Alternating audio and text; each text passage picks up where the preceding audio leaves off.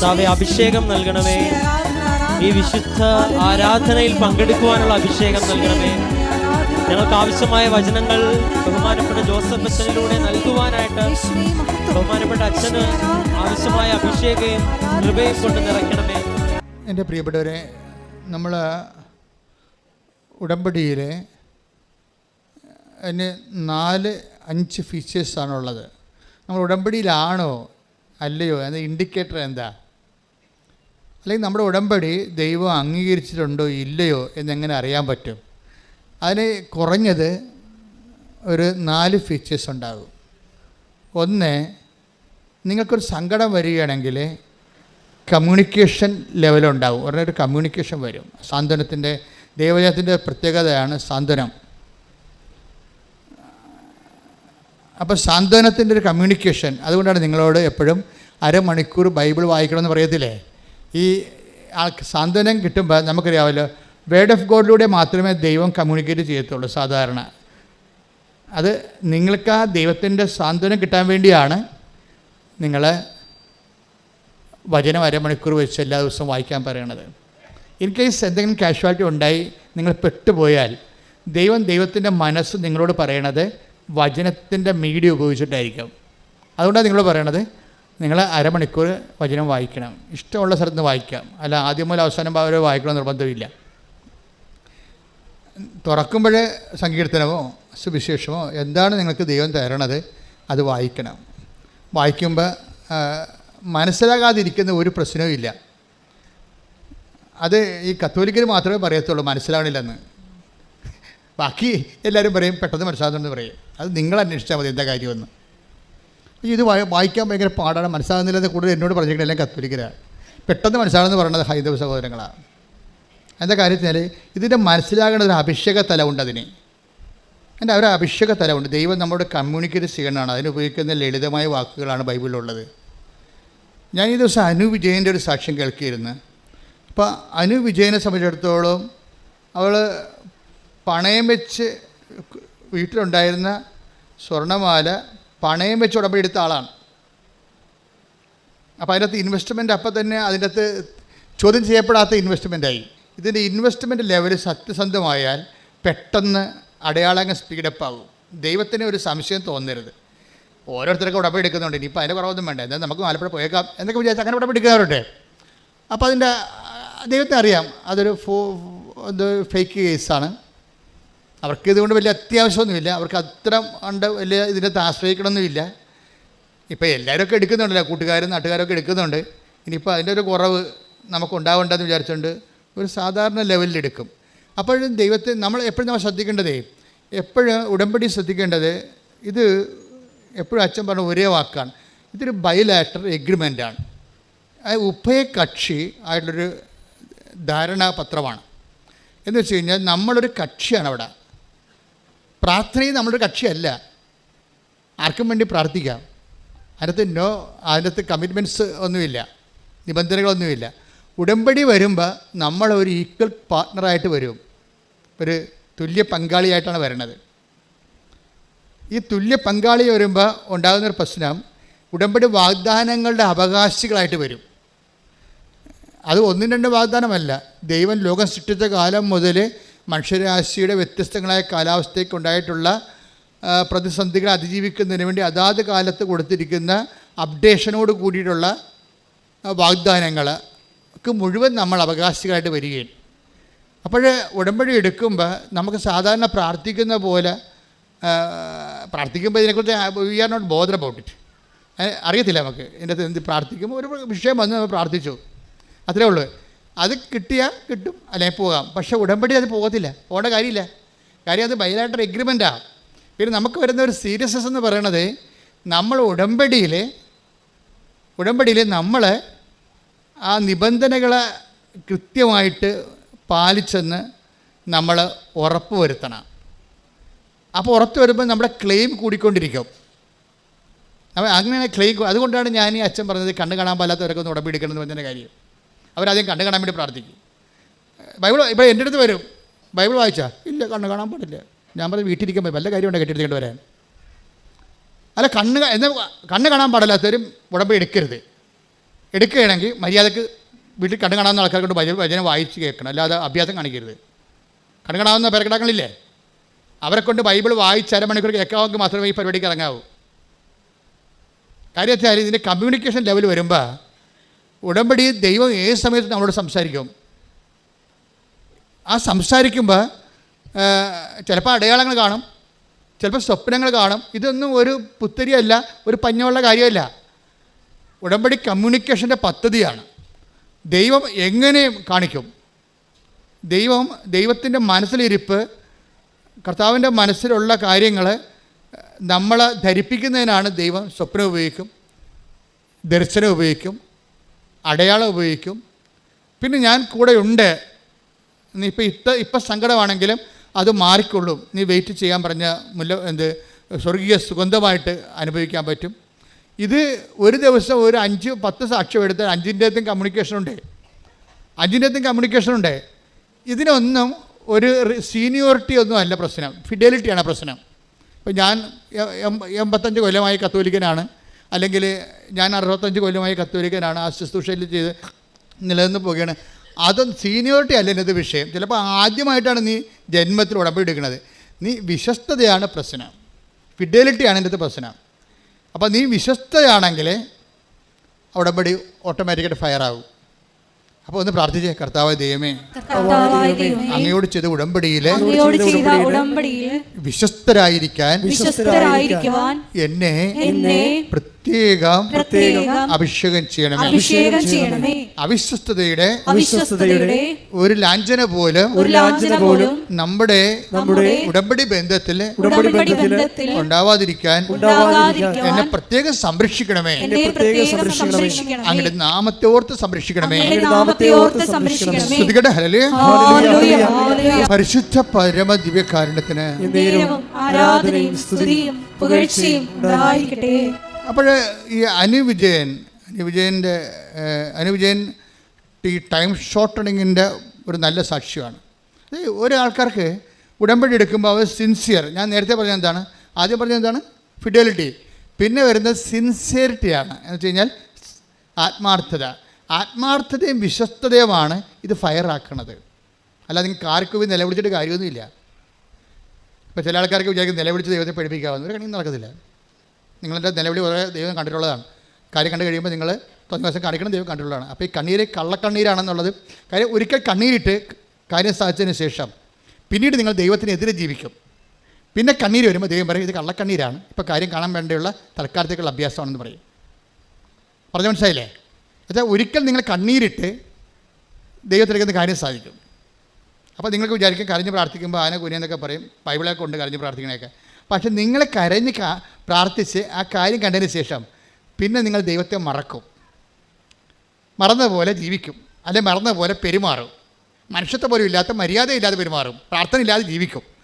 പിന്നെ ഒരു വിഷയം വരുമ്പോൾ നിങ്ങൾ കണ്ണീരിടും. അപ്പോൾ ദൈവം പറയുന്നത് കള്ളക്കണ്ണീരാണെന്ന് പറയും. അത് കള്ളക്കണ്ണീരെന്ന് പറഞ്ഞാൽ അങ്ങനെയാണ്. നമ്മൾ ലോകത്ത് കള്ളക്കണ്ണീരെന്ന് പറയണത് അഭിനയിപ്പിച്ച് ഗ്ലിസറിനടിച്ച് കരയണനാണ് കള്ളക്കണ്ണീരെന്ന് പറയുന്നത്. കണ്ണീര് വരുന്നില്ല എങ്കിലും ഏങ്ങി ചില ആൾക്കാരുണ്ടല്ലോ. ചില അപ്പന്മാരൊക്കെ മരിക്കുമ്പോൾ ഞാനൊരു 1600 പണമെടുത്ത് മരിപ്പെടുത്തിട്ടുണ്ട്. അപ്പോൾ ഈ ചില പെമ്മക്കളെ കെട്ടിച്ച് വിട്ടവളെ ആ ഒരു പോക്കും പോയി കളയും. പിന്നെ അപ്പനെയും നോക്കത്തില്ല, അമ്മനെയും നോക്കത്തില്ല.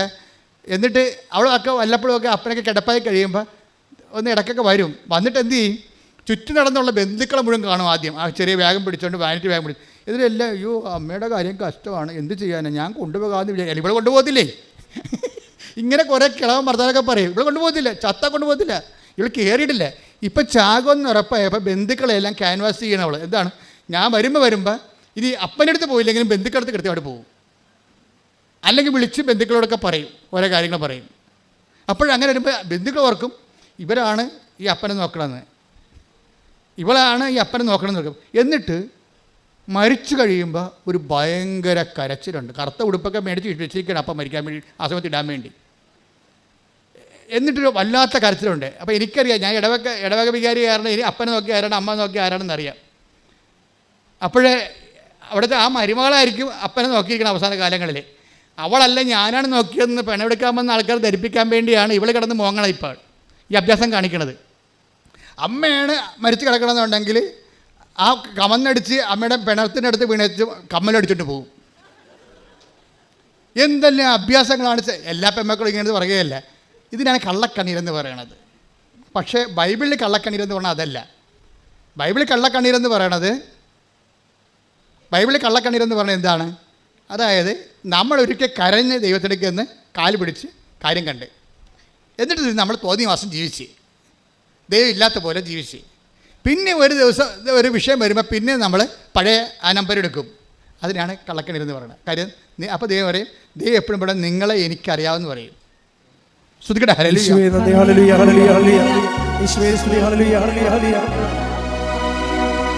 യോഹന്നാൻ 5:42. യോഹന്നാൻ 5:42. എനിക്ക് നിങ്ങളെ അറിയാം, നിങ്ങളിൽ ദൈവസ്നേഹമില്ല. എനിക്ക് നിങ്ങളെ അറിയാം. പറഞ്ഞേ, എനിക്ക് നിങ്ങളെ അറിയാം, നിങ്ങൾ ദൈവസ്നേഹമില്ല. നിങ്ങളിൽ ദൈവസ്നേഹമില്ല. ഇത് ഭയങ്കര ക്യാപിറ്റൽ വേർഡാണ്. വളരെ ശ്രദ്ധിച്ച് കൈകാര്യം ചെയ്യും. ഉടമ്പടിക്കാർ വളരെ ശ്രദ്ധിക്കേണ്ട വചനമാണിത്. എന്താണ്? യോഹന്നാൻ 5:42. എന്താണ്? എനിക്ക് നിങ്ങളെ അത് തന്നെ ഓർഡർ തമ്മവ ആളറിയാം. അത്ര എനിക്ക് നിങ്ങളെ അറിയാം. എന്നുവെച്ചാൽ നിങ്ങളെ പഴയ ചരിത്രം അറിയാമെന്ന് പറയണം. ഒന്നും മറക്കത്തില്ല. അല്ലേ കുഴപ്പം? ദൈവത്തിൻ്റെ ഏറ്റവും വലിയ കുഴപ്പം എന്താണെന്ന് വെച്ച് കഴിഞ്ഞാൽ ഒന്നും മറക്കത്തില്ല. നിങ്ങൾ മറന്നു പോകും. പക്ഷെ മറ്റത് അവിടെ ക്ലിയർ റെക്കോർഡ് ചെയ്ത് വെച്ചിരിക്കുക. രജിസ്റ്റേർഡാണ് സംഭവം. നിങ്ങൾ ഈ രജിസ്റ്റേർഡ് എന്ന് പറയുന്നത് നിങ്ങളുടെ തലയിലെടുത്തായിട്ട് മാറരുതേ. നിങ്ങളുടെ തലയിലെടുത്ത് നിങ്ങൾ തന്നെ തിരുത്താൻ നോക്കണം. കാര്യം നിങ്ങളുടെ കഴിഞ്ഞ കാലങ്ങളിലുള്ള അഭ്യാസങ്ങളും ആ വ്യക്തികൾ തന്നെ ഇന്നും ജീവിച്ചിരിക്കണമെന്നുണ്ടെങ്കിൽ നിങ്ങൾ ഫ്രോഡായിട്ട് രജിസ്റ്റേർഡാണ്. നിങ്ങളുടെ പേരടിക്കുമ്പോൾ തന്നെ ഫ്രോഡെന്ന് അടിച്ചു വരും. കള്ളത്തരമാണ് കയ്യിരിക്കണമെന്ന് വരും. അതുകൊണ്ടാണ് സത്യസന്ധത, ആത്മാർത്ഥത ഉടമ്പടിയിലെ പ്രധാനപ്പെട്ട വിഷയമായി മാറണത്.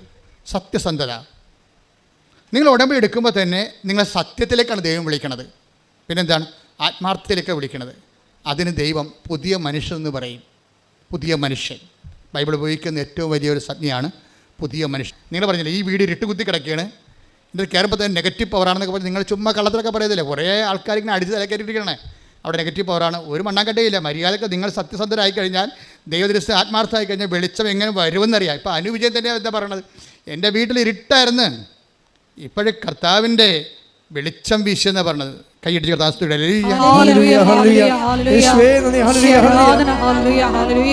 പരിശുദ്ധ പരമ ദിവ്യകാരുണ്യത്തിന് ആരാധനയും സ്തുതിയും പുകഴ്ചയും ഉണ്ടായിരിക്കട്ടെ. വെളിപാട് 21:1. ഒരു പുതിയ ആകാശവും പുതിയ ഭൂമിയും ഞാൻ കണ്ടു. ആദ്യത്തെ ആകാശവും ആദ്യത്തെ ഭൂമിയും കടന്നുപോയി, കടലും അപ്രത്യക്ഷമായി. കടലും അപ്രത്യക്ഷമായെന്ന് പറയുമ്പോഴേ ബൈബിളിൽ എപ്പോഴും ഈ കടല് സങ്കടങ്ങളുടെ ഒരു പ്രതീകമാണ്. ഈ സങ്കടങ്ങൾ അപ്രത്യക്ഷമാകുന്ന ഒരു സമയമുണ്ട്. ഒരു വ്യക്തി ദൈവസ്നേഹം നിറഞ്ഞ് ആ ദൈവസ്നേഹത്തിൽ ആന്തരിക അഭിഷേകം കിട്ടിക്കഴിഞ്ഞാൽ നിലവിലുള്ള സങ്കടമായിട്ട് അനുഭവിക്കാത്തൊരവസ്ഥ വരും. ഇതിനാണ് പുതിയ ആകാശം എന്നൊക്കെ പറയണത്.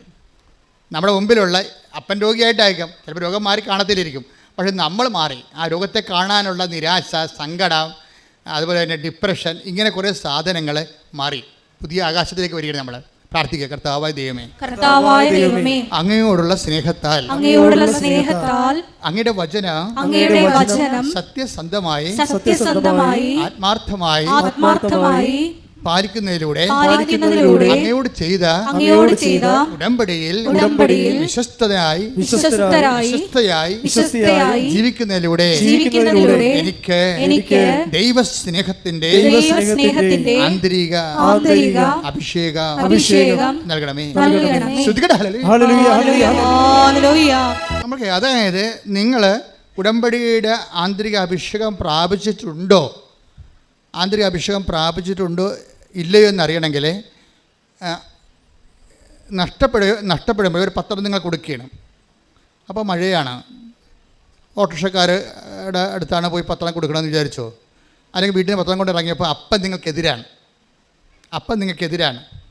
അപ്പോൾ അപ്പൻ എവിടെയെങ്കിലും പോട്ടെ, എന്നിട്ട് ഞാൻ പത്രം കൊണ്ട് ഇറങ്ങാം. അല്ലെങ്കിൽ അപ്പൻ ചുമ്മാ വേണമെങ്കിൽ എൻ്റെ തന്തയ്ക്ക് വിളിക്കും. പുള്ളിയെ തന്നെ വിളിക്കണമെങ്കിലും വെറുതെ എന്തിനാണ് തന്തയ്ക്ക് വിളിയാക്കണം?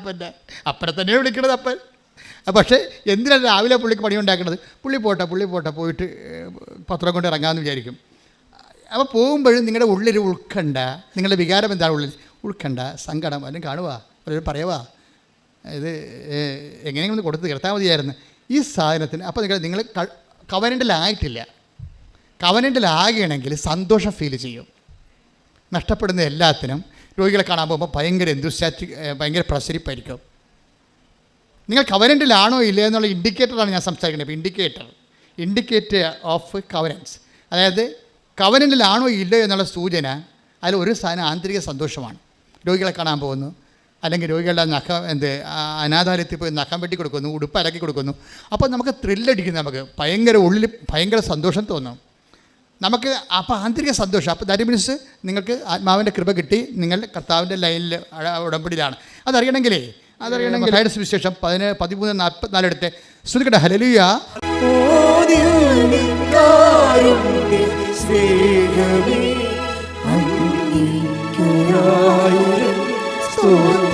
ഒരുമിച്ച് പാടുക.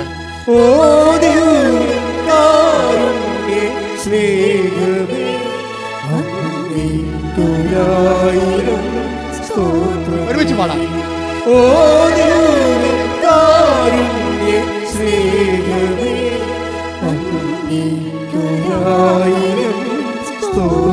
ഒരുമിച്ച് പാടാം.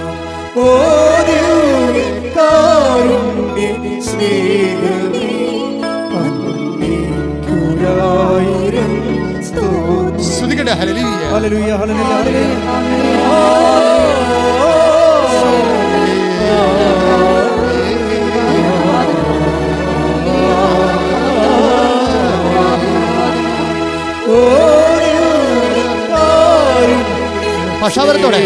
ഭാഷാപരം ലഭിക്കുന്നവരാ.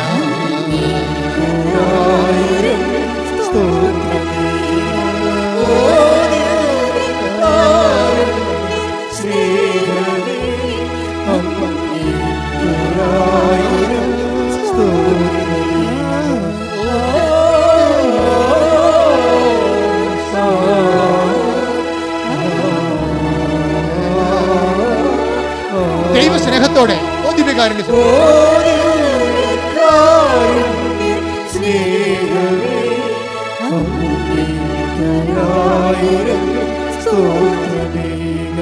വിശ്വാസത്തോടെ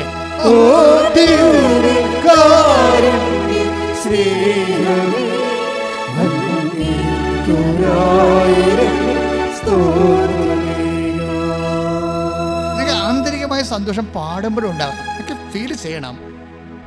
ദൈവത്തെ ആരാധിക്കുകയാണെന്ന് നിൻ്റെ മനസ്സിൻ്റെ ഉള്ളിൽ നിന്നുകൊണ്ട് നിങ്ങൾക്ക് ആന്തരികമായ ഒരു സന്തോഷം ഉണ്ടാകട്ടെ. ഇത് 13:44. സ്വർഗരാജ്യം വയലിൽ ഒളിച്ചു വച്ചിരിക്കുന്ന നിധിക്ക് തുല്യം. അത് കണ്ടെത്തുന്നവൻ അത് മറച്ചു വയ്ക്കുകയും സന്തോഷത്തോടെ പോയി തനിക്കുള്ളതെല്ലാം വിറ്റ് ആ വയൽ വാങ്ങുകയും ചെയ്യുന്നു. ഇത് ഒരു പ്രധാനപ്പെട്ട വചനമാണ്. ഉടമ്പടിയുമായി ബന്ധപ്പെട്ട് കണക്റ്റഡാണത്. എന്നുവെച്ചാൽ ഇത് മത്തായിയുടെ സുവിശേഷമാണ് 13:44. അല്ല, ദൈവരാജ്യം നിങ്ങൾക്കറിയാമല്ലോ. ഈ ഉടമ്പടിയുടെ ആത്യന്തിക ലക്ഷ്യം എന്താണ്? ദൈവരാജ്യമാണ്. ദൈവരാജ്യം എന്ന് പറഞ്ഞാൽ എന്താണ്? ദൈവഭരണം, റെയിൻ ഓഫ് ഗോഡ്. നമ്മുടെ ജീവിതത്തിൻ്റെ എല്ലാ മണ്ഡലങ്ങളിലും ദൈവഭരണം ഉറപ്പ് വരുത്തിയാൽ ഉടമ്പടി എണ്ണയിട്ട് യന്ത്രം പോലെ ഓട്ടോമാറ്റിക്കായിട്ട് വർക്കൗട്ട് ചെയ്യും. ഉടമ്പടി ഉറപ്പ് വരുത്തിയിട്ട് ദൈവരാജ്യത്തേക്കാൾ പോണതിനേക്കാൾ നല്ലത് ദൈവരാജ്യം ഉറപ്പ് വരുത്തിയിട്ട് ഉടമ്പടി ഓട്ടോമാറ്റിക്കായിട്ട് വർക്ക് ചെയ്യാനാണ്. അപ്പോൾ ദൈവരാജ്യം എന്താണ്? ഒരു വിഷയം. ഇപ്പം ഇന്നലെ ഒരു കേസ് ഞാനെടുത്ത്, അപ്പോൾ അദ്ദേഹത്തിൻ്റെ വൈഫ് വഴക്കിട്ട് പോയിരിക്കുകയാണ്. അപ്പോൾ അവർ ഒന്നിച്ച് ജീവിക്കണമെന്നാണ് പുള്ളി എൻ്റെ അടുത്ത് എഴുതി തന്നിരിക്കുന്നത്. അപ്പോൾ ഞാൻ മാതാവിൻ്റെ അടുത്ത് കൊണ്ടുവന്ന് അത് വെച്ചിട്ട് തിരിച്ചു വന്ന ആളോട് ചോദിച്ച്, നിങ്ങൾ പോയി വിളിക്കുമോന്ന്? വിളിക്കത്തില്ല. അത് എന്ത് മാതാവിനെ കൊണ്ട് വിളിപ്പിക്കാൻ വേണ്ടി ഇരിക്കുന്ന പാപ്പടമ്പോൾ വിളിക്കത്തില്ല. പുള്ളിക്കാർ ഈക്കുണ്ട്. അത് ലോകരാജ്യം എന്ന് പറയും. എന്നുവെച്ചാൽ അയാളുടെ അധികാരം. കാര്യം ഞാൻ പോയി വിളിച്ചോണ്ട് വന്നാൽ അവിടെ അമ്മായിയമ്മ ഇരിപ്പുണ്ട്. അവിടെ എന്താണ് അങ്ങനെ വരട്ടെ, അവസാനം പട്ടി വന്ന പോലെ നീ വന്നില്ല, നിന്നെ വരത്താൻ എനിക്കറിയാവുന്ന അമ്മായിയമ്മ അവിടെ ഇത് പറയും. അപ്പോൾ അവരെ ചവിടിക്കിറാൻ വേണ്ടി ഇയാൾക്ക് തോന്നും. അതുകൊണ്ട് ആ അഭ്യാസത്തിൽ ഞാനില്ല. അവൾ വരണേ വന്നിട്ട് ഒരുമിച്ച് ജീവിക്കാൻ തയ്യാറാണ്. ഇവിടെ ദൈവരാജ്യമില്ല. മനസ്സിലായില്ലേ? ദൈവരാജ്യം എന്ന് പറയണത് ദൈവത്തിൻ്റെ വചനത്തിന് വേണ്ടി, സ്വന്തം ദൈവഭരണത്തിന് വേണ്ടി സ്വന്തമായിട്ട് അടിയുറ വെക്കണം. അവിടെ അഹങ്കാരമില്ല, ക്ഷമയുണ്ട്. ക്ഷമയെന്ന് പറഞ്ഞാൽ എന്താണ്? കണ്ടൻറ്റ് വൈസ് ക്ഷമ എന്താ? മഹാത്മാഗാന്ധിയുടെ ക്ഷമയല്ലേ ബൈബിളിലെ ക്ഷമ? കണ്ടൻറ്റ് വൈസ് ഒരു ക്ഷമ എന്ന് പറയുന്നത് കണ്ടൻറ്റ് വൈസിൽ അതിൻ്റെ അകത്ത് ചേരുവകയിൽ ക്ഷമയെന്ന് പറയുന്നത് എന്താണ്? സഹിക്കുന്ന സ്നേഹത്തിനാണ് ക്ഷമയെന്ന് പറയണത്. മനസ്സിലായോ? ഞാൻ മണ്ണോളം ക്ഷമിച്ചതൊക്കെ പറഞ്ഞല്ല പ്രശ്നം. സഹിക്കുന്ന സ്നേഹം എന്ന് പറഞ്ഞാൽ ആർക്കുള്ളതാണ്? കുരിശിലെ കർത്താവിനുള്ളതാണ് സഹിക്കുന്ന സ്നേഹം. ഈ സഹനം മുഴുവനും എന്തിനു വേണ്ടിയാണ്? നമ്മളുള്ള സ്നേഹത്തെ പ്രതിയാണ്. അതുകൊണ്ട് സഹനം ഫീൽ ചെയ്യുന്നില്ല, ആളിൻ്റെ ഉള്ളിൽ സന്തോഷമാണ് ഉള്ളത്. നമ്മളാണ് ദുഃഖമാണെന്നൊക്കെ പറഞ്ഞ് പാട്ടൊക്കെ പാടി വെറുതെ കണ്ണിൽ നടത്തുന്നത്. ആളുടെ ഉള്ളിൽ ആ സമയത്ത് ഐസയ 53:10 അവിടുന്നാണ് അവനെ ക്ലേശങ്ങൾക്ക് വിട്ടുകൊടുത്തത്. ആരാണ്? പിതാവായ ദൈവം പറഞ്ഞ അവിടുന്നാണ് അവനെ ക്ലേശങ്ങൾക്ക് വിട്ടുകൊടുത്തത്. അപ്പൊ നിങ്ങൾ എപ്പോഴും ഓർക്കേണ്ടതാണ്, ഈ ക്ലേശത്തിന്റെ ഒരു ഭാഗം നമുക്കുണ്ടാകുന്ന ക്ലേശം എല്ലാം അങ്ങനെയല്ല, ഒരു ഭാഗം ദൈവദത്തമാണ് അതിനകത്ത് വരുന്നത്. അതിന് ദൈവികമായ ലക്ഷ്യങ്ങളുണ്ടാവും. നമ്മളൊന്ന് മാറ്റി മറിച്ച് ദൈവ പൈതലായി എടുക്കാൻ വേണ്ടിയുള്ള ഒരു മോൾഡിങ്ങിൻ്റെ ഭാഗമായിട്ട് ചില സമയത്ത് ചില ഗിവൺ ആയിട്ടുള്ള ചില നമുക്ക് നൽകിയിട്ടുള്ള ചില തനത് ക്ലേശങ്ങളുണ്ടാകും. പറഞ്ഞോളൂ. പാപപരിഹാര ബലിയായി തന്നെ അർപ്പിക്കുമ്പോൾ അവൻ തന്റെ സന്തതി പരമ്പരയെ, അതായത് നമ്മളെയൊക്കെ ഓർത്തിട്ട് അവൻ്റെ സന്തതി പരമ്പരയാണ് ഈ കാലഘട്ടം 2000 കൊല്ലമായിട്ട് അവൻ്റെ രക്തത്തിൽ ജനിച്ചിട്ടുള്ള അവന് നാഥനും രക്ഷകനെ ഏറ്റു പറഞ്ഞിട്ട് നിത്യതയ്ക്ക് വേണ്ടി അവൻ നേടിയ നിത്യതയ്ക്ക് അവകാശം ലഭിച്ച ദൈവ പൈതലേ, അതാണ് സന്തതി പരമ്പരയെ കാണുകയും ദീർഘായുസ്സ് പ്രാപിക്കുകയും ചെയ്യും. അപ്പം അവൻ പ്രത്യാശ അർപ്പിക്കുകയും അവൻ്റെ വേദനയിൽ അവൻ ദീർഘായുസ്സ് പ്രാപിക്കുകയും ചെയ്യണം. എന്നുവെച്ചാൽ ദീർഘായുസ്സെന്ന് വെച്ചാൽ അവൻ്റെ ദീർഘായുസ്സത്തെ ആയുസ്സിൻ്റെ ദീർഘം എന്നുവെച്ചാൽ ഉയർപ്പാണ് ഉദ്ദേശിക്കുന്നത്. അവൻ പീഡാനുഭവത്തിൻ്റെ സമയത്ത് തന്നെ തിരുവുദ്ധാനത്തിൻ്റെ ആന്തരിക സന്തോഷം അനുഭവിച്ചവനാണ് ക്രിസ്തു. കൈയടിച്ച് കർത്താവ്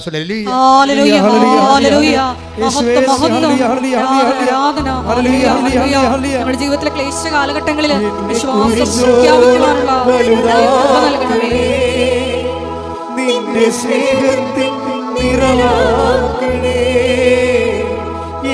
കുരിശോളം വലുതാക്കണേ, നിന്റെ സ്നേഹത്തിൽ നിഴലാക്കണേ. പരിശുദ്ധ പരമദിവ്യകാരുണ്യത്തിന് ആരാധനയും സ്തുതിയും പുകഴ്ചയും ഉണ്ടായിരിക്കട്ടെ. അപ്പോൾ എൻ്റെ മക്കൾ എപ്പോഴും ശ്രദ്ധിക്കേണ്ടതാണ്, ഈ ഐസയ 53:10 മറന്നു പോകരുത്. അതായത് നമ്മുടെ ക്ലേശങ്ങളിൽ തന്നെ, ഓരോ ക്ലേശങ്ങളിലും തന്നെ നമ്മുടെ തിരുവുദ്ധാനത്തിൻ്റെ വിത്തുകൾ ഉൾപ്പെട്ടിട്ടുണ്ടത്. പക്ഷേ നിങ്ങൾ ക്ലേശങ്ങളെ ക്രിസ്തുവിൻ്റെ നാമത്തെ പ്രതി ദൈവസ്നേഹത്തോടെയാണ് ക്ലേശങ്ങളെ അക്സെപ്റ്റ് ചെയ്യേണ്ടത്. ആ ഒരു ഫോർമാറ്റ് തന്നെയാണ് ഈ 13:44 എന്താണ് 13:44 എന്താ പറയണത്? നിങ്ങൾ ദൈവരാജ്യം കണ്ടെത്തി കഴിഞ്ഞാൽ പിന്നെന്ത് ചെയ്യും? ദൈവരാജ്യം എന്ന് പറഞ്ഞത് ക്രിസ്തുവാണേ. അതായത് നമ്മുടെ ജീവിതം ഇപ്പം തന്നെ ഈ മനുഷ്യൻ കർത്താവിൻ്റെ നാമത്തെ പ്രതി ഞാൻ പോയി ജീവിത പങ്കായി വിളിച്ചുകൊണ്ട് വരും. അമ്മായിയെന്ന് പറഞ്ഞാലും നാളെ ഞാൻ വിളിച്ചുകൊണ്ട് വന്ന കാരണം ഭാര്യ ചില മുഷ്കത്തടമൊക്കെ വീട്ടിൽ കാണിക്കുക. ചില പെണ്ണുങ്ങളെ നിങ്ങളൊന്നും അല്ല കേട്ടോ, നിങ്ങൾ എന്നെ കണ്ണു പിടിച്ച് നോക്കേണ്ട കാര്യമില്ല. ചില പെണ്ണുങ്ങളെ നമ്മൾ വിളിച്ചുകൊണ്ട് പോയി കഴിഞ്ഞാൽ അവൾ വന്നാൽ പിന്നെ നമ്മുടെ തലക്കറിയിരിക്കും. അത് ഇയാൾക്കറിയാം, ചില പെണ്ണുങ്ങളുടെ സ്വഭാവമാണെന്നറിയാം. അപ്പോൾ അതുകൊണ്ട് അവൾ ഞാനേ വരട്ടെ, ഞാൻ സ്വീകരിച്ചോളാം, അപ്പോൾ അടങ്ങി ഒതുങ്ങി വീട്ടിൽ കഴിയുമല്ല എന്നാണ് അയാൾ പറയണത്. പക്ഷേ അതിനകത്ത് ദൈവരാജ്യമില്ല. ദൈവരാജ്യം എന്താണ്? ഇവളുടെ അമ്മയോ ഇവൻ്റെ ജീവിതമോ ഇവളല്ല അതിൻ്റെ കക്ഷി ആരാണ്? ക്രിസ്തുവാണ്. ക്രിസ്തുവിനെ പ്രതി ഞാൻ പോകും. നാണം കെട്ടാലും ആക്ഷേപം സഹിച്ചാലും അത് ക്രിസ്തുവിൻ്റെ സഹനത്തിൻ്റെ കൂടെ വെക്കുമ്പോൾ ക്രിസ്തുവിൻ്റെ പുനരുദ്ധാനം ഞാൻ അവകാശിയാക്കും. കൈയടിച്ച്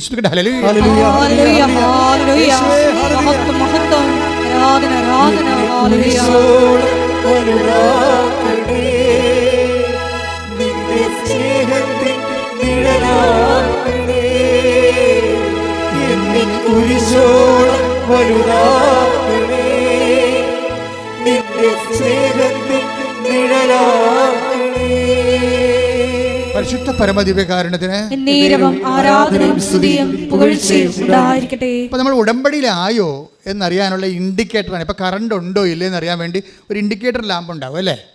അത് നമ്മൾ രാത്രിയിലും ആ ഇൻഡിക്കേറ്റർ ലാമ്പ് അവിടെ കിടക്കും. അപ്പോൾ അതിൽ കറണ്ട് ഇല്ലെങ്കിൽ ഇൻഡിക്കേറ്റർ ലാമ്പ് കെട്ടുപോകും. നമ്മൾ ഉടമ്പടിയിലാണോ എന്നറിയാനുള്ള ഒരു ഇൻഡിക്കേറ്ററാണ് ഈ ആന്തരിക സന്തോഷം. മനസ്സിലായില്ലേ? രോഗികളെ കാണാൻ പോകുമ്പോഴും നമുക്കുള്ളിൽ സന്തോഷം ഉണ്ടാകും. അപ്പോൾ നിങ്ങൾ ഓർക്കുക, നിങ്ങൾക്ക് സന്തോഷം ഉണ്ടെങ്കിൽ ഓർക്കുക, ഈ 13:44 വർക്കൗട്ട് ചെയ്യുന്നുണ്ടോ നോക്കണം. അത് ഇൻഡിക്കേറ്ററാണ്. നിങ്ങൾ രോഗികളെ കാണാൻ പോകുമ്പോൾ ഉള്ളിൽ സന്തോഷം തോന്നണ്ട, നിങ്ങൾ ഉടമ്പടിയിലാണ്. നിങ്ങൾക്ക് രോഗികളെ പത്രം കൊടുക്കാൻ പോകുമ്പോൾ നിങ്ങൾക്ക് സന്തോഷം തോന്നണ്ട. കർത്താവിൻ്റെ നാമത്തെ എല്ലാവരും അറിയിക്കാൻ വേണ്ടി ദൈവം എന്നെ അപ്പോസ്തലന്മാരുടെ സ്ഥാനത്ത് തിരഞ്ഞെടുത്തല്ലോ കർത്താവേ, എൻ്റെ ആയുസ്സിൽ ഒത്തിരി സ്ഥലത്ത് അവസാനം വരെ നിന്നെ അറിയിക്കാൻ ഇതുപോലെ എന്നെ ഉപകരണമാക്കണമേ എന്ന് പ്രാർത്ഥിച്ചു പോകുന്ന 10,000 ആൾക്കാർ ഉടമ്പടിയിലുണ്ട്. അപ്പോൾ ചില ആൾക്കാർ വീട്ടിൽ നിന്ന് ഇറങ്ങുമ്പോൾ തന്നെ അങ്ങോട്ടും ഇങ്ങോട്ടും ഞാൻ കക്കാൻ പോണ പോലെ പത്രം കൊടുക്കാൻ പോണത്. അങ്ങനെ അവർ അവർ കാണുമോ, അവർ പറയുമോ എന്ത് ദൈവമേ. അപ്പോൾ ഇങ്ങനെ ചങ്കിടിച്ചും ചുണ്ടി പറച്ചൊക്കെ പോകും. അപ്പോൾ നിങ്ങൾ you are not in covenant, നിങ്ങൾ ഉടമ്പടിയിലല്ല, ആന്തരിക സന്തോഷമില്ല, നിങ്ങൾക്ക് ഭാരമാണ്. ആന്തരിക സന്തോഷം വേണമെങ്കിൽ you must love of God. നിങ്ങൾ ആദ്യമേ ചെയ്യേണ്ടത് ദൈവസ്നേഹം വർദ്ധിക്കുക. പുതിയ ആൾക്കാർക്ക് വേണ്ടിയാണ് ഞാൻ പറയണത്. നിങ്ങൾ ആദ്യമേ ചെയ്യേണ്ടത്, നിങ്ങൾ എന്ത് ചെയ്താലും ദൈവസ്നേഹം വർദ്ധിപ്പിക്കണം. ദൈവസ്നേഹം വർദ്ധിപ്പിക്കാനുള്ള എളുപ്പ വഴിയുണ്ട്. എന്താണ്? ചെയ്യണ കാര്യങ്ങളെല്ലാം അവൻ്റെ നാമത്തിൽ ചെയ്യണം. 10:42 എടുത്ത് മത്തായി സുവിശേഷം. മത്തായി 10:42. ഈ ചെറിയവരിൽ ഒരുവന്, ശിഷ്യന് എന്ന നിലയിൽ ഒരു പാത്രം വെള്ളമെങ്കിലും കൊടുക്കുന്നവന് പ്രതിഫലം ലഭിക്കാതിരിക്കുകയില്ലെന്ന് സത്യമായി ഞാൻ നിങ്ങളോട് പറയുന്നു. ഇത് മത്തായി ശ്ലീഹയുടെ സുവിശേഷമാണ്. ഇത് ലൂക്കിൻ്റെ ഒക്കെ പോകുമ്പോൾ കൃത്യമായിട്ട് പറയും, എൻ്റെ നാമത്തിൽ എന്ന് പറയും.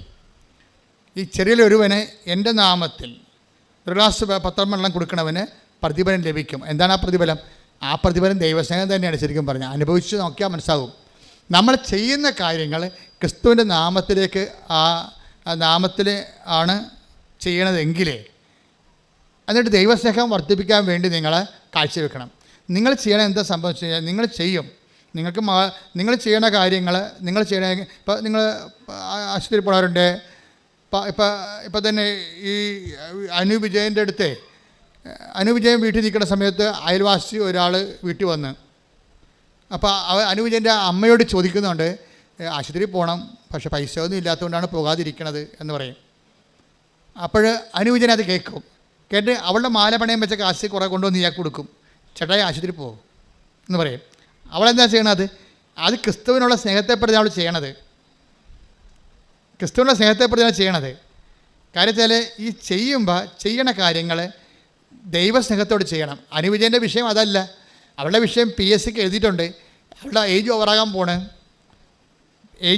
പോണേ. അവളേക്കാൾ എഴുതിയിരിക്കുന്ന ആൾക്കാരെല്ലാം ഹൈ റാങ്ക് ഉള്ളവരും അവരെക്കാൾ മെച്ചമായിട്ടുള്ള ആൾക്കാരാണ്.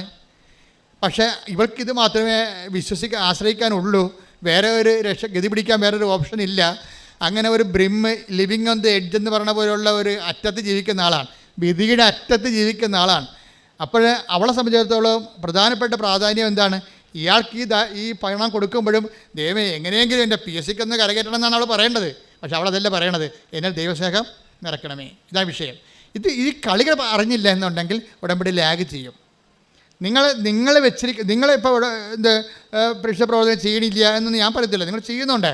അപ്പം നിങ്ങൾ പറയും എങ്ങനെയെങ്കിലും ഇത് എന്ത് ചെയ്താലും എന്ത് തൊന്തരവ് ചെയ്താലും കുഴപ്പമില്ല, PR ഒന്നും എൻ്റെ മകൾക്ക് PR ഒന്ന് കിട്ടിയാൽ മതി. ഇങ്ങനെ കുറേ പെരിച്ചാഴികളുണ്ട്. മിക്കവാറും ആളെയൊന്നും പുറത്തിറങ്ങാൻ പറ്റത്തില്ല. കാര്യത്തിൽ നിങ്ങളുടെ വയറ്റിപ്പിഴപ്പിന് വേണ്ടി മാത്രം ദൈവത്തെ ദുർവിനിയോഗിക്കുകയാണ്. ദൈവത്തിന് ഇവിടെ വലിയ ചാൻസൊന്നുമില്ല. അപ്പോൾ അതെപ്പോഴും നമ്മൾ ശ്രദ്ധിക്കേണ്ടത്, ദൈവത്തിൻ്റെ മുമ്പിൽ തൂക്കാൻ നിന്ന് കൊടുക്കരുത്. കാര്യം ഞാൻ നിന്നെ തൂക്കി നോക്കി, മേനെ തെക്കൽ ബാർസൻ take the word of God. ദാനിയേൽ 5 ശ്രദ്ധിക്കട്ടെ. ഹല്ലേലൂയ ഹല്ലേലൂയ ഹല്ലേലൂയ ഹല്ലേലൂയ ഹല്ലേലൂയ യേശുവേ ഹല്ലേലൂയ ഹല്ലേലൂയ ഹല്ലേലൂയ ഹല്ലേലൂയ യേശുവേ സ്തുതി ഹല്ലേലൂയ.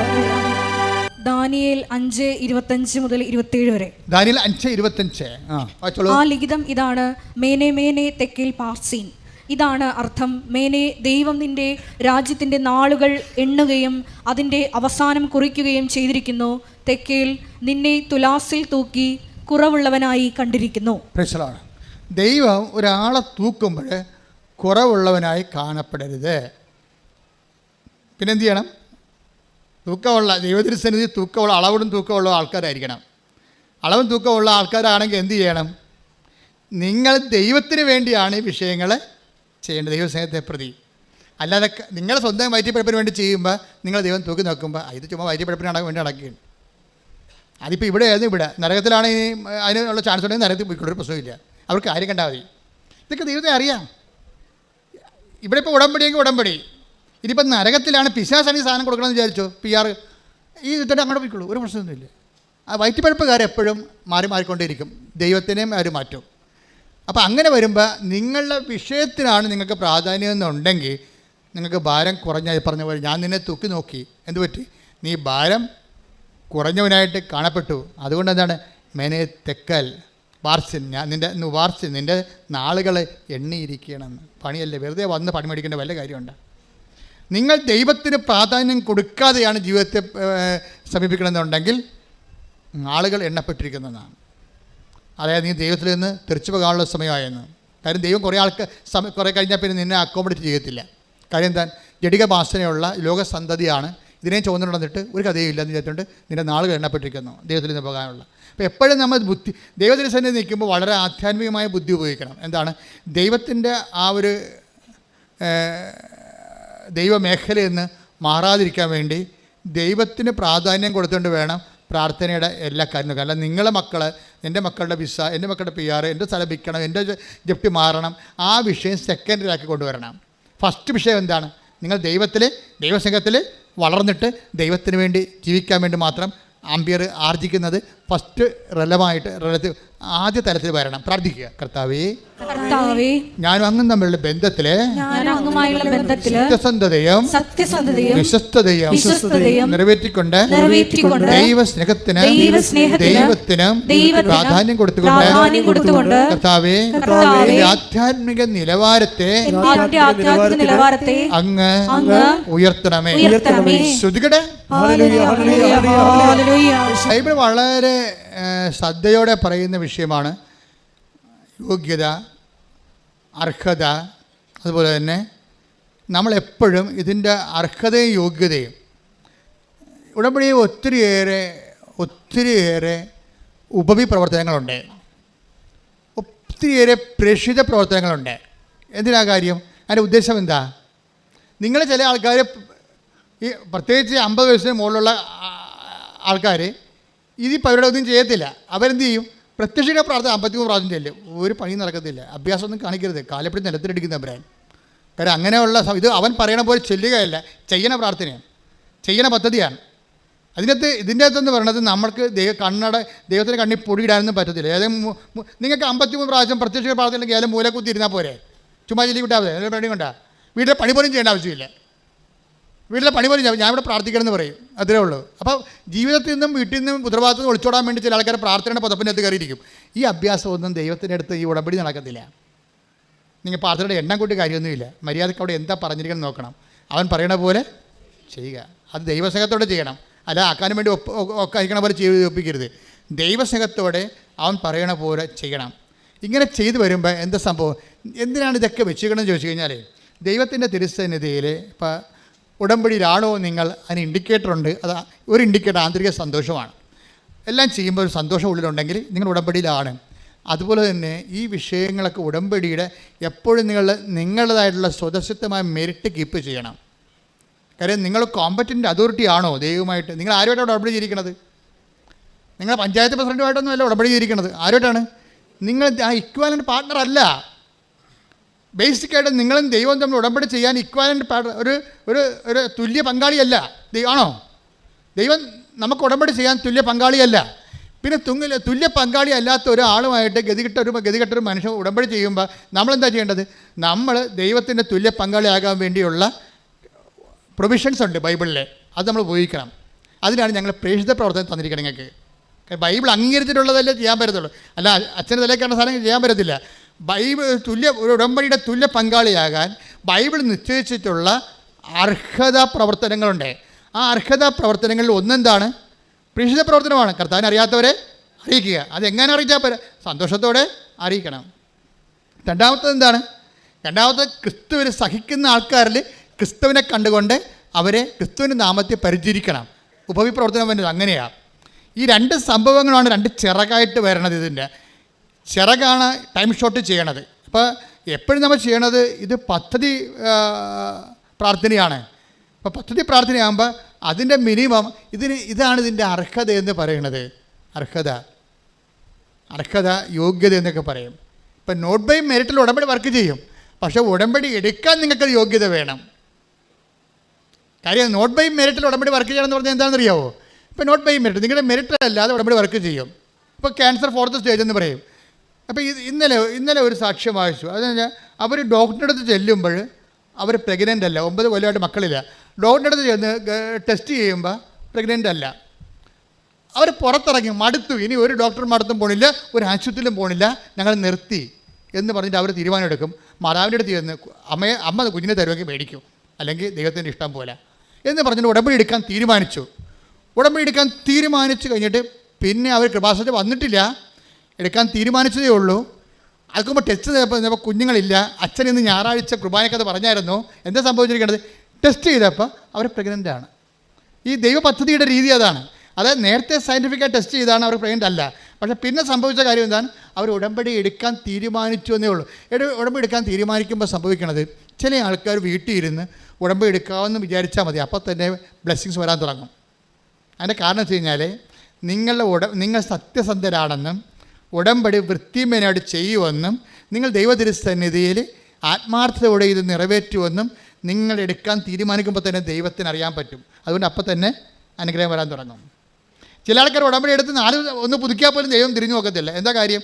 അവരെ ഉടമ്പടി എടുത്ത കാലത്ത് എന്ത് സ്വഭാവമായിരുന്നു അത് തന്നെയാണ് ഇപ്പോഴും. എന്ത് സ്വഭാവമായിരുന്നു ഉടമ്പടി എടുക്കുന്ന കാലത്ത് അവർക്ക് ഒരു മാറ്റം അവർക്കില്ല. പിന്നെ ചെയ്തില്ല, പത്രം കൊടുത്ത് രോഗികളെ കണ്ടാൽ കൊണ്ട് ഇങ്ങനെ എല്ലാത്തിനും ഇങ്ങനെ പെട്ടെന്ന് ഉത്തരം പറയും. പക്ഷേ എന്ത് അരൂപിയിലാണ് ഇത് ചെയ്തിരിക്കുന്നത്? നിങ്ങൾ എന്ത് ചെയ്താലും ഈശോ ചോദിക്കും എന്ത് ചെയ്തു എന്നുള്ളതല്ല, എന്ത് അരൂപി ചെയ്തെന്നാണ് ചോദിക്കണേ. അതാണ് എൻ്റെ ഇത്. പണി എല്ലാവരും മേടിക്കണം ഇവിടെ വെച്ചാണ്. എന്ത് ചെയ്യുക എന്ന് നമുക്ക് എന്തും ചെയ്യാം, പക്ഷേ എന്ത് അരൂപി ചെയ്തത്? ദൈവത്തിന് വേണ്ടിയാണോ ചെയ്തത് അതോ മനുഷ്യൻ്റെ പ്രീതിക്ക് വേണ്ടിയാണോ ചെയ്തത്? അതാണ് ചോദിക്കണത്. പല കാര്യങ്ങളും ചെയ്യണത്, ലോകത്തിലുള്ള ആൾക്കാർ ചെയ്യണത് മനുഷ്യൻ്റെ പ്രീതിക്ക് വേണ്ടി ചെയ്യും. ചിലപ്പോൾ ഇലക്ഷനിൽ വോട്ടിന് ലക്ഷ്യമാക്കി ചെയ്യും. അങ്ങനെ ഓരോ വിഷയം ഉദ്ദേശിച്ച് ചെയ്യും. പക്ഷേ അരൂപി നമ്മൾ ദൈവത്തിന് വേണ്ടിയാണ് ചെയ്യണമെന്നുണ്ടെങ്കിൽ ഭൗതിക ലാഭനഷ്ടങ്ങൾ അവിടെ റെഫറൻസ് വരുന്നില്ല. ഭൗതിക ലാഭനഷ്ടങ്ങൾ നമുക്ക് ചിലപ്പോൾ നഷ്ടം തന്നെയായിരിക്കും ഉണ്ടാകണത്. പക്ഷേ നമ്മൾ ചെയ്തിരിക്കുന്ന ദൈവ മഹത്വത്തിനും ദൈവത്തിൻ്റെ വചനം ഉള്ളത് കൊണ്ടും വചനം അനുസരിക്കുന്നത് കൊണ്ടും അതുകൊണ്ട് ദൈവത്തെ മഹത്വപ്പെടുത്താൻ വേണ്ടിയാണെങ്കിൽ ഉടമ്പടിയിൽ എപ്പോഴും നമ്മൾ ചെയ്യുമ്പോൾ ആ ഫോർമാറ്റാണ് ഉപയോഗിക്കുന്നത്. എന്താണ്? നമ്മൾക്കല്ല കർത്താവേ അങ്ങയുടെ തിരുനാമത്തിന്. ടേക്ക് ദ ബെഡ് ഫോർ സങ്കീർത്തനം. ഞങ്ങൾക്കല്ല കർത്താവേ അങ്ങയുടെ തിരുനാമത്തിന്. ടേക്ക് ദ ബെഡ് ശ്രുതികട. ഹല്ലേലൂയ ഹല്ലേലൂയ ഹല്ലേലൂയ ഹല്ലേലൂയ. യേശുവേ നന്ദി. ഹല്ലേലൂയ ഹല്ലേലൂയ ഹല്ലേലൂയ ഹല്ലേലൂയ ഹല്ലേലൂയ. യേശുവേ സ്തുതി. Hallelujah hallelujah. 115 സങ്കീർത്തനം 1 തിരുവചനം. സങ്കീർത്തനം 115:1. ഞങ്ങൾക്കല്ല കർത്താവേ ഞങ്ങൾക്കല്ല. പറഞ്ഞേ ഞങ്ങൾക്കല്ല കർത്താവേ ഞങ്ങൾക്കല്ല കർത്താവേ ഞങ്ങൾക്കല്ല അങ്ങയുടെ കാരുണ്യത്തെയും വിശ്വസ്തതയെയും പ്രതി അങ്ങയുടെ നാമത്തിനാണ് മഹത്വം നൽകപ്പെടേണ്ടത്. മഹത്വം നമുക്ക് കിട്ടാതെ ദൈവനാമത്തിൽ കൊടുക്കുന്ന പ്രവൃത്തികളാണ് ദൈവാത്മാവിനാണ് നയിക്കപ്പെടുന്നത്. മനസ്സിലായില്ലേ? നമ്മൾക്കാണ് അതിൻ്റെ മഹത്വം കിട്ടണമെന്നുണ്ടെങ്കിൽ നമ്മൾ മനുഷ്യാത്മാവിനാണ് നയിക്കപ്പെടുന്നത്. അപ്പോൾ നമ്മൾ മനുഷ്യൻ്റെ മക്കളും സ്റ്റാറ്റസ്കോ ഇപ്പോഴുള്ള നിലവാരം നിൽക്കുകയുള്ളൂ. നമ്മുടെ നിലവാരം ഉയർത്തണമെന്നുണ്ടെങ്കിൽ നമ്മൾ ദൈവത്തിൻ്റെ മക്കളാകണം. ദൈവത്തിൻ്റെ മക്കളാണെന്നുണ്ടെങ്കിൽ ദൈവാത്മാവിനാൽ നയിക്കപ്പെടണം. റോമ 8:14. ദൈവാത്മാവിനാൽ നയിക്കപ്പെടുന്നവരെല്ലാം നയിക്കപ്പെടുന്നവരെല്ലാം ദൈവത്തിൻ്റെ പുത്രന്മാരാണ്. ദൈവത്തിൻ്റെ അരൂപിയാണ് നമ്മളെ നയിക്കേണ്ടത്. ദൈവത്തിൻ്റെ അരൂപി എന്താണ്? സങ്കീർത്തനം 115:1. ഞങ്ങൾക്കല്ല കർത്താവേ ഞങ്ങൾക്കല്ല. പിന്നെ എന്താണ്? അങ്ങയുടെ തിരുനാമത്തിന് മഹത്വം ഉണ്ടാകട്ടെ. അപ്പോൾ എല്ലാ പ്രവർത്തനങ്ങളുടെയും ഉദ്ദേശം ദൈവത്തിൻ്റെ നാമത്തിൻ്റെ മഹത്വമാണെങ്കിൽ we are leading by the holy spirit. ദൈവത്തിൻ്റെ ആത്മാവിനെ നയിക്കപ്പെടുക. അപ്പോൾ എന്താ സംഭവിക്കുന്നത്? We become the children of God. നമ്മൾ ദൈവത്തിൻ്റെ മക്കളായി മാറും. ഉടമ്പടിയുടെ നിലവാരപ്പെടുത്തലിൻ്റെ ഇങ്ങനെയാണ് വരുന്നത്. അപ്പോൾ നിങ്ങൾ എന്ത് ചെയ്താലും ദൈവാത്മാവിനാൽ ദൈവത്തിൻ്റെ മഹത്വത്തിന് വേണ്ടി ചെയ്യണം. ദൈവത്തിൻ്റെ മഹത്വത്തിന് വേണ്ടി ചെയ്യുന്നവർ ദൈവാത്മാവ് നയിക്കപ്പെടുന്നവരാണ്. ദൈവാത്മാവ് നയിക്കപ്പെടുന്നവർ റോമ 8:14 അനുസരിച്ചുകൊണ്ട് ദൈവത്തിൻ്റെ മക്കളാണ്. കൈയടിച്ച് ശ്രദ്ധിക്കട്ടെ. ഹല്ലേലൂയ. പരിശുദ്ധ പരമദിവ്യകാരുണ്യത്തിന് അപ്പോൾ ദൈവാത്മാവിനെ നയിക്കപ്പെടുകയും ദൈവത്തിൻ്റെ മക്കളാകുകയും ചെയ്യുന്നതാണ് ഇതിൻ്റെ അർഹത എന്ന് പറയുന്നത്. ബൈബിൾ എപ്പോഴും നമ്മുടെ അർഹതയെക്കുറിച്ച് പറയും. മത്തായിയുടെ സുവിശേഷം 10:13. ആ ഭവനം അർഹതയുള്ളതാണെങ്കിൽ, അതാണ് സംഭവം, ആ ഭവനം അർഹതയുള്ളതാണെങ്കിൽ നിങ്ങളുടെ സമാധാനം അതിൽ വസിക്കട്ടെ. ഈ ഉടമ്പടി ഭരിക്കണമെങ്കിൽ എന്ത് വേണം? ഒരു ബേസിക് അർഹത വേണം. മനസ്സിലായില്ലേ? ബേസിക് അർഹത വേണം ഉടമ്പടി ഭരിക്കണമെങ്കിൽ. അർഹത എന്ന് പറഞ്ഞാൽ എന്താണ്? ദൈവത്തിൻ്റെ വചനങ്ങളെ അക്സെപ്റ്റ് ചെയ്യാനും ഉള്ളൊരു തുറവി. ഈ തുറവി എന്തുമാത്രം ഗ്രഡേഷൻസ് ഉണ്ട്, അതനുസരിച്ചാണ് ഹാർവെസ്റ്റിംഗ് റേഷ്യോ പോകുന്നത്. ഓരോരുത്തർ ഓരോ രീതിയിലാണ്. ചില സിമ്പിളായിട്ടുള്ള വചനങ്ങളൊക്കെ ചില ആൾക്കാർ അക്സെപ്റ്റ് ചെയ്യും. ഇത്തിരി കട്ടിയുള്ള വചനങ്ങൾ വരുമ്പോൾ അവർ നമ്മുടെ ഈ മണ്ണിൽ കൂടി പോണ വണ്ടി പോലെ പമ്മി നിൽക്കും. അതിന് ബൈബിൾ പറയണത് കേൾക്കാൻ ചെവിയുള്ളവൻ കേൾക്കട്ടെ എന്നാണ്. കേൾക്കാൻ ചെവിയുള്ളവൻ 13:9. ശ്രുതികട. ഹല്ലേലൂയ ഹല്ലേലൂയ ഹല്ലേലൂയ ഹല്ലേലൂയ. യേശുവേ നന്ദി. ഹല്ലേലൂയ ഹല്ലേലൂയ ഹല്ലേലൂയ. 13:9. ആ, ചെവിയുള്ളവൻ കേൾക്കട്ടെ. ചെവിയുള്ളവൻ കേൾക്കട്ടെ. അപ്പോൾ നമ്മൾ ചെവിയുണ്ട്, എനിക്ക് ചെവി കുഴപ്പമൊന്നുമില്ല എന്ന് പറയും. ഞാൻ അങ്ങനെ ഒരു ചെവി കേൾക്കണ പ്രോഗ്രാം വെച്ച് നടക്കുകയല്ല. ജന്മന എനിക്ക് ചെവിയുള്ള ആളാണ്. ബൈബിൾ അംഗീകരിക്കത്തില്ല, നിൻ്റെ ഈ ചെവി അംഗീകരിക്കത്തില്ല. ബൈബിള് 13:9 പറഞ്ഞിരിക്കുന്ന കേൾക്കാൻ ചെവി എന്ന് പറയുന്നത് കർത്താവിൻ്റെ വചനങ്ങളെ അനുസരിക്കാനുള്ള കപ്പാസിറ്റിയാണ്, അർഹത. ഇതിന് അർഹത എന്ന് പറയുന്നത്. എൻ്റെ മക്കളെ, നിങ്ങൾ ഇപ്പോൾ ചെറിയ പറയില്ല, അതായത് ഇപ്പോൾ ഞാൻ ചില ഈ ആൾക്കാരെ വരുന്ന ചില ക്യാൻസർ കല്യാണക്കാരോട് പറയും, മോനെ 27 മുതൽ 54 വരെ ദിവസങ്ങൾ ഓക്കെ വന്ന് സാക്ഷ്യം പറഞ്ഞോളാൻ പറയും. എന്താ കാര്യം? അതൊരു മെസ്സേജാണ്. അല്ലെങ്കിൽ അവർ പറയും ലിവറിന് കേടാണ്, വയറിൽ വെള്ളം കുത്തിയെടുക്കുകയാണ്, ഒരു ദിവസം 1 ലിറ്റർ കുത്തിയെടുക്കുമെന്ന് പറയുമ്പോൾ അപ്പോൾ അവരുടെ തലയിൽ പറയും സാക്ഷ്യം പറഞ്ഞോളൂ കേട്ടാന്ന് പറയും. എന്താ കാര്യം? ഒരു അഭിവാദനം മതി. ശരിക്കും പറഞ്ഞാൽ ഒരു അഭിവാദനം, നീ സൗഖ്യമാകട്ടെ എന്ന് പറയാം. ഈ വചനത്തിൻ്റെ ഒരു പ്രശ്നം എന്ന് പറയുന്നത്, വചനവും സാധാരണ ഈ പത്രവാർത്തയില്ലേ, വാർത്തകളിലൊക്കെ വരുന്ന വചനമില്ലേ, അതും നമ്മൾ പത്രവാർത്ത വായിക്കും, ബൈബിൾ വായിക്കും. ഡിഫറൻസ് എന്താ നിങ്ങൾ അറിയണം. ഒന്നാമത്തതിൽ പത്രവാർത്ത നമ്മൾ വായിച്ച് മാറ്റുന്നു. ആ വാർത്ത കഴിയുമ്പോൾ ആ വാർത്ത കഴിഞ്ഞു. അപ്പോൾ കഴിയുമ്പോൾ അത് പിന്നെ പാസ്റ്റ് ടെൻസായി മാറുമ്പോൾ അത് ചത്തുപോകും. ആ വാർത്ത ചത്തുപോകും, ആ ന്യൂസ് ചത്തുപോകും, പ്രസക്തമല്ലാതെ വരും. പക്ഷേ ദൈവവചനം അങ്ങനെയല്ല. ഇത് കാലം ചെല്ലുന്തോറും ഇത് പ്രസക്തി കൂടിക്കൊണ്ടേയിരിക്കും. അതിവിടെ കർത്താവ് 21:34 പറയണത്, ആകാശം മാറിയാലും protect the word of God, ഭൂമി മാറിയാലും ഞാൻ നിങ്ങളോട് പറഞ്ഞ വചനത്തിന് അത് അതിൻ്റെ പ്രസക്തി ആയിരിക്കുന്നതാണ്. മറ്റെല്ലാ വാർത്തകളെല്ലാം ടൈം കഴിയുമ്പോൾ ചത്തുപോകും, ഇറലവൻ്റ് ആയിപ്പോകും. ചത്തുപോകുന്ന വെച്ച് കഴിഞ്ഞാൽ വാർത്ത കഴിഞ്ഞാൽ വാർത്ത പ്രസക്തമല്ല. ഇപ്പോൾ നമുക്ക് ഇപ്പോൾ ഈ കഴിഞ്ഞ ഇലക്ഷനിൽ കുറേ ആൾക്കാർ ജയിച്ചു, ഇപ്പോൾ അത് വാർത്തയല്ല, it is over, it is dead and gone, അപ്രസക്തമായിപ്പോയി. കാര്യം അവർ ഭരണത്തിലും കയറിയ ആൾക്കാർ, പരിദോഷത്തിലും കയറിയ ആൾക്കാർ, തീർന്നു, ചാപ്റ്റർ ഇസ് ക്ലോസ്ഡ്. പക്ഷേ ദൈവവചനം അങ്ങനെയല്ല. ദൈവവചനം എന്താണ്? ഓരോ വചനവും ഓരോരുത്തർക്കും ഓരോരോ ദൈവ മനസ്സ് കൈമാറിക്കൊണ്ട് അതിങ്ങനെ കാലത്തിനൊപ്പം സഞ്ചരിച്ചുകൊണ്ട് പ്രസക്തമായിക്കൊണ്ടേയിരിക്കും. അതാണ് ഈശോ പറയണത്. ആകാശം മാറാം, ടൈം ചേഞ്ച് ചെയ്യും, ഭൂമി മാറാം, സ്പേസ് പോകും, സ്പേസ് ആൻഡ് ടൈം ചേഞ്ച് ചെയ്യും. Take the word of God. ലൂക്ക 21:33. ആകാശവും ഭൂമിയും കടന്നു പോകും. പറഞ്ഞ ആകാശവും ഭൂമിയും കടന്നു പോകും, എന്നാൽ എന്റെ വാക്കുകൾ കടന്നു പോവുകയില്ല. അപ്പം ഇത് റെലവൻ്റ് ആയിട്ട് അപ്ഡേറ്റ് ആയിട്ട് നിൽക്കും. 2000 കൊല്ലം കഴിഞ്ഞാലും ഈ വചനം അന്നത്തെ ജനതയ്ക്ക് പ്രസക്തമായിട്ട് നിൽക്കും. ആർക്കാണ്? ഏത് ജനതയ്ക്കാണ്? ദൈവാത്മാവിനാൽ നയിക്കപ്പെടുകയും ദൈവത്തിനായി ഹൃദയം സമർപ്പിക്കുകയും ചെയ്തിരിക്കുന്ന, ദൈവത്തെ അന്വേഷിക്കുന്ന തലമുറയ്ക്കാണ്, അല്ലാത്ത ആൾക്കാർക്കല്ല. കാര്യം അതിൻ്റെ ആ തലമുറയെ സംബന്ധിച്ചിടത്തോളം ദൈവം കമ്മ്യൂണിക്കബിളാണ് എപ്പോഴും. ശ്രുതിയുടെ മക്കളെ, ഹല്ലേലൂയ, ഹല്ലേലൂയ, ഹല്ലേലൂയ.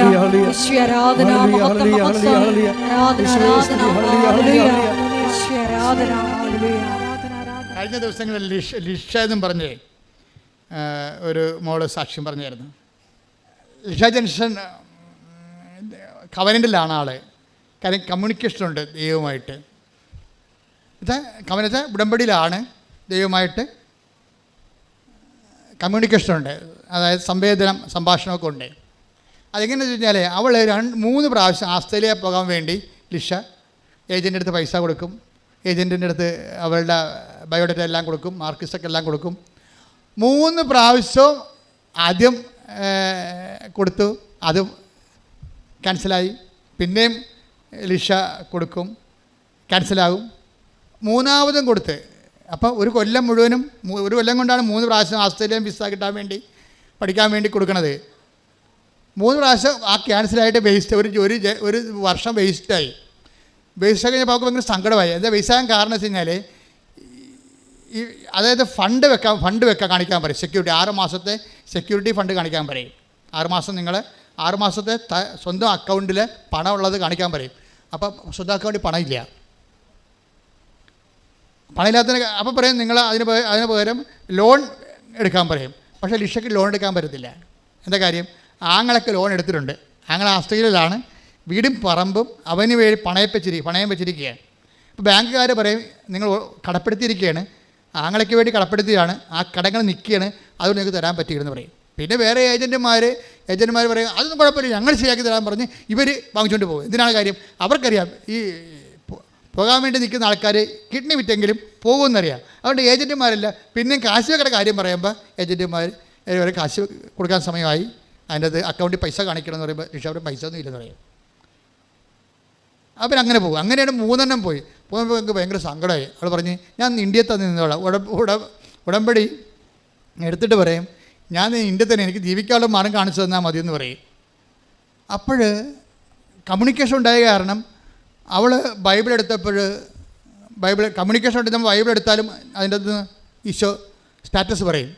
സ്റ്റാറ്റസ് എന്താ പറഞ്ഞിരിക്കുന്നത് പറഞ്ഞാൽ അവൾ സങ്കടപ്പെട്ടു. 3 പ്രാവശ്യം ഇങ്ങനെ ഫ്ലോപ്പായില്ലേ ആസ്ട്രേലിയ 3 പ്രാവശ്യം ഫ്ലോപ്പായി. ഇനി എന്താ ജീവിതമെന്ന് അറിയാൻ പാടില്ലാതെ കർത്താവ് എന്താണ് എന്നെക്കുറിച്ചുള്ള നിൻ്റെ പദ്ധതി എന്ന് പറഞ്ഞിട്ട് വിശ്വപ്രമാണം ചെയ്തിരിക്കുന്നത് ഓപ്പൺ ചെയ്തപ്പോൾ പറഞ്ഞു നീ ഓടണ്ട, ചാടുകയും വേണ്ട, വെയിറ്റ് ചെയ്യാൻ പറയും.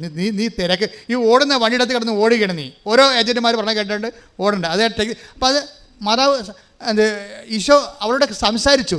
അത് സംസാരിച്ചപ്പോൾ അവൾക്ക് ആന്തരിക അഭിഷേകം കിട്ടി. അപ്പോൾ ആ ഭയമെല്ലാം മാറി. എനിക്ക് ജീവിതമില്ല, ഇനി ഞാൻ തീർന്നല്ല. അപ്പം ചേട്ടായി പഠിക്കാൻ പോയത് കാരണമാണ് എനിക്ക് പിന്നെ പൈസ കൊടുക്കാൻ പറ്റാവുന്നത്, ഇനി എനിക്ക് ജീവിതമില്ല എന്ന് പറഞ്ഞ് അവൾ ഇരിക്കുന്ന സമയത്ത് കർത്താവ് അവളോട് സംസാരിച്ചു. അതാണ് ഈ ഉടമ്പടി കറക്റ്റാണെന്നുണ്ടെങ്കിൽ കമ്മ്യൂണിക്കേഷൻ ഉണ്ടാവും. നിങ്ങൾക്കിപ്പോൾ നിങ്ങൾ ഉടമ്പടിയിലാണെങ്കിൽ അരമണിക്കൂർ ബൈബിൾ വായിക്കണമെങ്കിൽ നിങ്ങൾക്ക് ഒരു പ്രതിസന്ധി വന്നു കഴിഞ്ഞാൽ ഇനി എന്ത് ചെയ്യണം, ഇനി എങ്ങോട്ട് പോകണം, ദൈവത്തെക്കുറിച്ച് എന്നെക്കുറിച്ചുള്ള ദൈവത്തിൻ്റെ പദ്ധതി എന്താണ് എന്ന് ചോദിച്ചാൽ പച്ചവെള്ളം പോലെ നീ ഉടമ്പടി സത്യസന്ധമാണെങ്കിൽ പറയും. അതായത് 52:12 നിങ്ങൾ തിടുക്കം കൂട്ടേണ്ട വേഗം ഓടുകയും വേണ്ട, കർത്താവ് നിങ്ങളുടെ മുൻപിൽ നടക്കും. Presence and communication. പ്രസൻസ് ഉള്ളത് കൊണ്ട് തന്നെ കമ്മ്യൂണിക്കേഷൻ ഉടമ്പടി വരുമ്പോൾ സത്യസന്ധമായ ഉടമ്പടിയാണെങ്കിൽ പ്രസൻസ് ഉണ്ടാവും. പ്രസൻസ് ഉണ്ടെങ്കിൽ കമ്മ്യൂണിക്കേഷൻ ഉണ്ടാവും. പ്രസൻസ് എന്ന് പറയുന്നത് എന്താണ്? സാന്നിധ്യം. കമ്മ്യൂണിക്കേഷൻ എന്താണ്? സംഭാഷണം. അപ്പോൾ സാന്നിധ്യവും സംഭാഷണവും ഉടമ്പടിയുടെ പ്രധാനപ്പെട്ട സംഭവമാണ്. അതായത് നിങ്ങൾക്കറിയാമല്ലോ ഈ സാന്നിധ്യവും സംഭാഷണവും കിട്ടണതിൽ ഇവിടെ ആൾക്കാർ പറയുന്ന സാക്ഷി നോക്കിക്കഴിഞ്ഞാൽ ഒരു 50-60% പേരും ചെറുപ്പക്കാരാണ്, പ്രായമുള്ളവരല്ല, ചെറുപ്പക്കാരാണ്. അതിൻ്റെ കാരണം എന്ന് വെച്ച് കഴിഞ്ഞാൽ അച്ഛൻ പറയുന്ന പ്രഭാഷണങ്ങൾ അവർ കൃത്യമായിട്ട് മാത്തമാറ്റിക്കലായിട്ട് ഈ സാധനം അക്സെപ്റ്റ് ചെയ്യും. കാര്യം ഇത് ഈ ഫോർമുലയിൽ വർക്ക് ചെയ്യണതാണല്ലോ, അത് നമ്മുടെ കരിസ്മാറ്റിക് ധ്യാനമോ മറ്റു ധ്യാനങ്ങൾ പോലെയുള്ള സംഭവമല്ല. ഉടമ്പടിയിൽ അതിൻ്റെ കറക്റ്റ് ഫോർമുലയും ഫോർമാറ്റും ഉണ്ട്. അത് കറക്റ്റ് നമ്മൾ അപ്ലൈ ചെയ്യണമെന്നുണ്ടെങ്കിൽ കറക്റ്റ് ആൻസർ നമുക്ക് കിട്ടും. അപ്പോൾ എന്താ പറയണത്? ഇപ്പോൾ ഈശോ എന്താ പറയണത്? നീ വിഷമിക്കണ്ട, നിന്നെക്കുറിച്ച് എനിക്ക് പദ്ധതിയുണ്ട്, നീ എൻ്റെതല്ലാത്ത പദ്ധതി കൊണ്ട് താഴ്ചതുകൊണ്ടാണ് നിനക്ക് ഒരു കൊല്ലം പോയത്, അതിൻ്റെ പേര് സങ്കടപ്പെടേണ്ട, പരിഭ്രമിക്കണ്ട, ഓടണ്ട, നിൽക്ക് എന്ന് പറഞ്ഞ് വെയിറ്റ് ചെയ്യാം. അത് കേട്ടുകൂടി അവർക്ക് സന്തോഷമായി. ദൈവവചനം നമ്മൾ കേട്ടാൽ നമ്മൾ ഓൺലൈൻ ഉടമ്പടിയിൽ ദൈവമായിട്ട് ഓൺലൈനാണെങ്കിൽ നമുക്ക് സന്തോഷം തോന്നും. അല്ലെങ്കിൽ നിങ്ങൾക്ക് ദൈവമായിട്ട് നിങ്ങൾക്ക് അടുപ്പമില്ല, ദൈവമായിട്ട് അടുപ്പമില്ലാത്തവൻ ബൈബിൾ വായിക്കാൻ പോകാതിരിക്കണം നല്ലത്. എന്ന് വെച്ച് കഴിഞ്ഞാൽ നിങ്ങൾക്ക് മനസ്സിലാവത്തില്ല, അതാണ് പ്രശ്നം. ദൈവയുടെ അടുപ്പമുണ്ടെങ്കിൽ നിങ്ങൾ ക്രിസ്ത്യാനി അല്ലെങ്കിൽ ബൈബിൾ മനസ്സിലാവും. കാര്യം ബൈബിള് ദൈവസ്നേഹത്തിൻ്റെ പുസ്തകമാണ്, കമ്മ്യൂണിക്കേഷനുള്ള പുസ്തകമാണ്. ബൈബിൾ ഇപ്പോൾ നിങ്ങൾ ക്രിസ്ത്യാനി അല്ലെന്ന് വിചാരിച്ചു, അപ്പോൾ നിങ്ങൾക്ക് ദൈവസ്നേഹമുണ്ട്, നിങ്ങളുടെ ഉടമ്പടി ഓക്കെ ആണെങ്കിൽ കമ്മ്യൂണിക്കബിൾ ആകും നിങ്ങൾ ദൈവമായിട്ട്. നിങ്ങൾ നടക്കേണ്ട വഴി നിൻ്റെ മുഖത്തൊടക്കി ദി വേർഡ് ഓഫ് ഗോഡ്. സങ്കീർത്തനം 32:8. സങ്കീർത്തനം 8-ാം തിരുവചനം. ഞാൻ നിന്നെ ഉപദേശിക്കാം എന്ന് പറഞ്ഞേ, ഞാൻ നിന്നെ ഉപദേശിക്കാം, നീ നടക്കേണ്ട വഴി കാണിച്ചു തരാം, ഞാൻ നിന്റെ മേൽ ദൃഷ്ടി ഉറപ്പിച്ച് നിന്നെ ഉപദേശിക്കാം. ഉപദേശം counselling. God is wonderful counselling. ദൈവം എപ്പോഴും നമ്മൾ വഴികളിൽ വചനത്തിലൂടെ, ദർശനത്തിലൂടെ, സ്വപ്നത്തിലൂടെ എല്ലാം നമുക്ക് ഡയറക്റ്റ് ചെയ്തുകൊണ്ടിരിക്കും. അത് ഏറ്റവും ടോപ്പ് ഉടമ്പടിയിലാണ് ഏറ്റവും കൂടുതൽ സംഭവിക്കുന്നത്. ആൾക്കാരെ ദൈവം ഇങ്ങനെ ഉപദേശിച്ചു കൊണ്ടിരിക്കും, നടക്കേണ്ട വഴി കാണിച്ചുകൊണ്ടിരിക്കും. അപ്പോൾ ഇവൾ പറയും, ഈശോ എൻ്റെ മനസ്സിലൊരു വഴിയും കാണുന്നില്ല എന്ന് പറയും. ഉടനെ ഇവിടെ അപ്പ പറയും, എടി ഞാനും അമ്മയും കൂടി ഒരു തീരുമാനം എടുത്തിട്ടുണ്ട്, നിന്നെ അമേരിക്ക വിടാം. അമേരിക്കനാ? ആസ്ട്രേലിയ പോകാൻ പാടുള്ളത് ഞാനാണ്, അമേരിക്ക പോകാൻ പാടില്ല, നിങ്ങൾ എന്നാ പറയണമെന്ന് ചോദിച്ചു. അല്ല, ഞങ്ങളുടെ മനസ്സിൽ അങ്ങനെ തോന്നണം, നിന്നെ അമേരിക്ക പഠിക്കാൻ വിടാമെന്ന് വിചാരിക്കും. അപ്പനും അമ്മ ഇവർക്ക് കോൺഫിഡൻസ് ഇല്ല. അപ്പോൾ ദൈവം ഇപ്പോൾ ബാറ്റൺ അപ്പൻ്റെ അമ്മയെ കൈ കൊടുത്തിരിക്കുകയാണ്.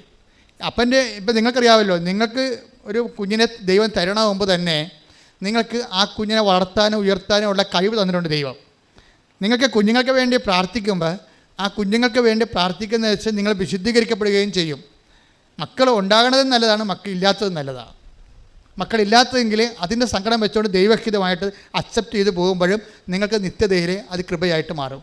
മക്കളുണ്ടെന്നുണ്ടെങ്കിൽ മക്കൾക്ക് ഉള്ളതിൻ്റെ പേരിൽ നിങ്ങൾ അവർക്ക് വേണ്ടി പ്രാർത്ഥിച്ചുകൊണ്ടും അവരെ വളർത്തിക്കൊണ്ടും നിങ്ങൾ വിശുദ്ധി പ്രാപിക്കാം.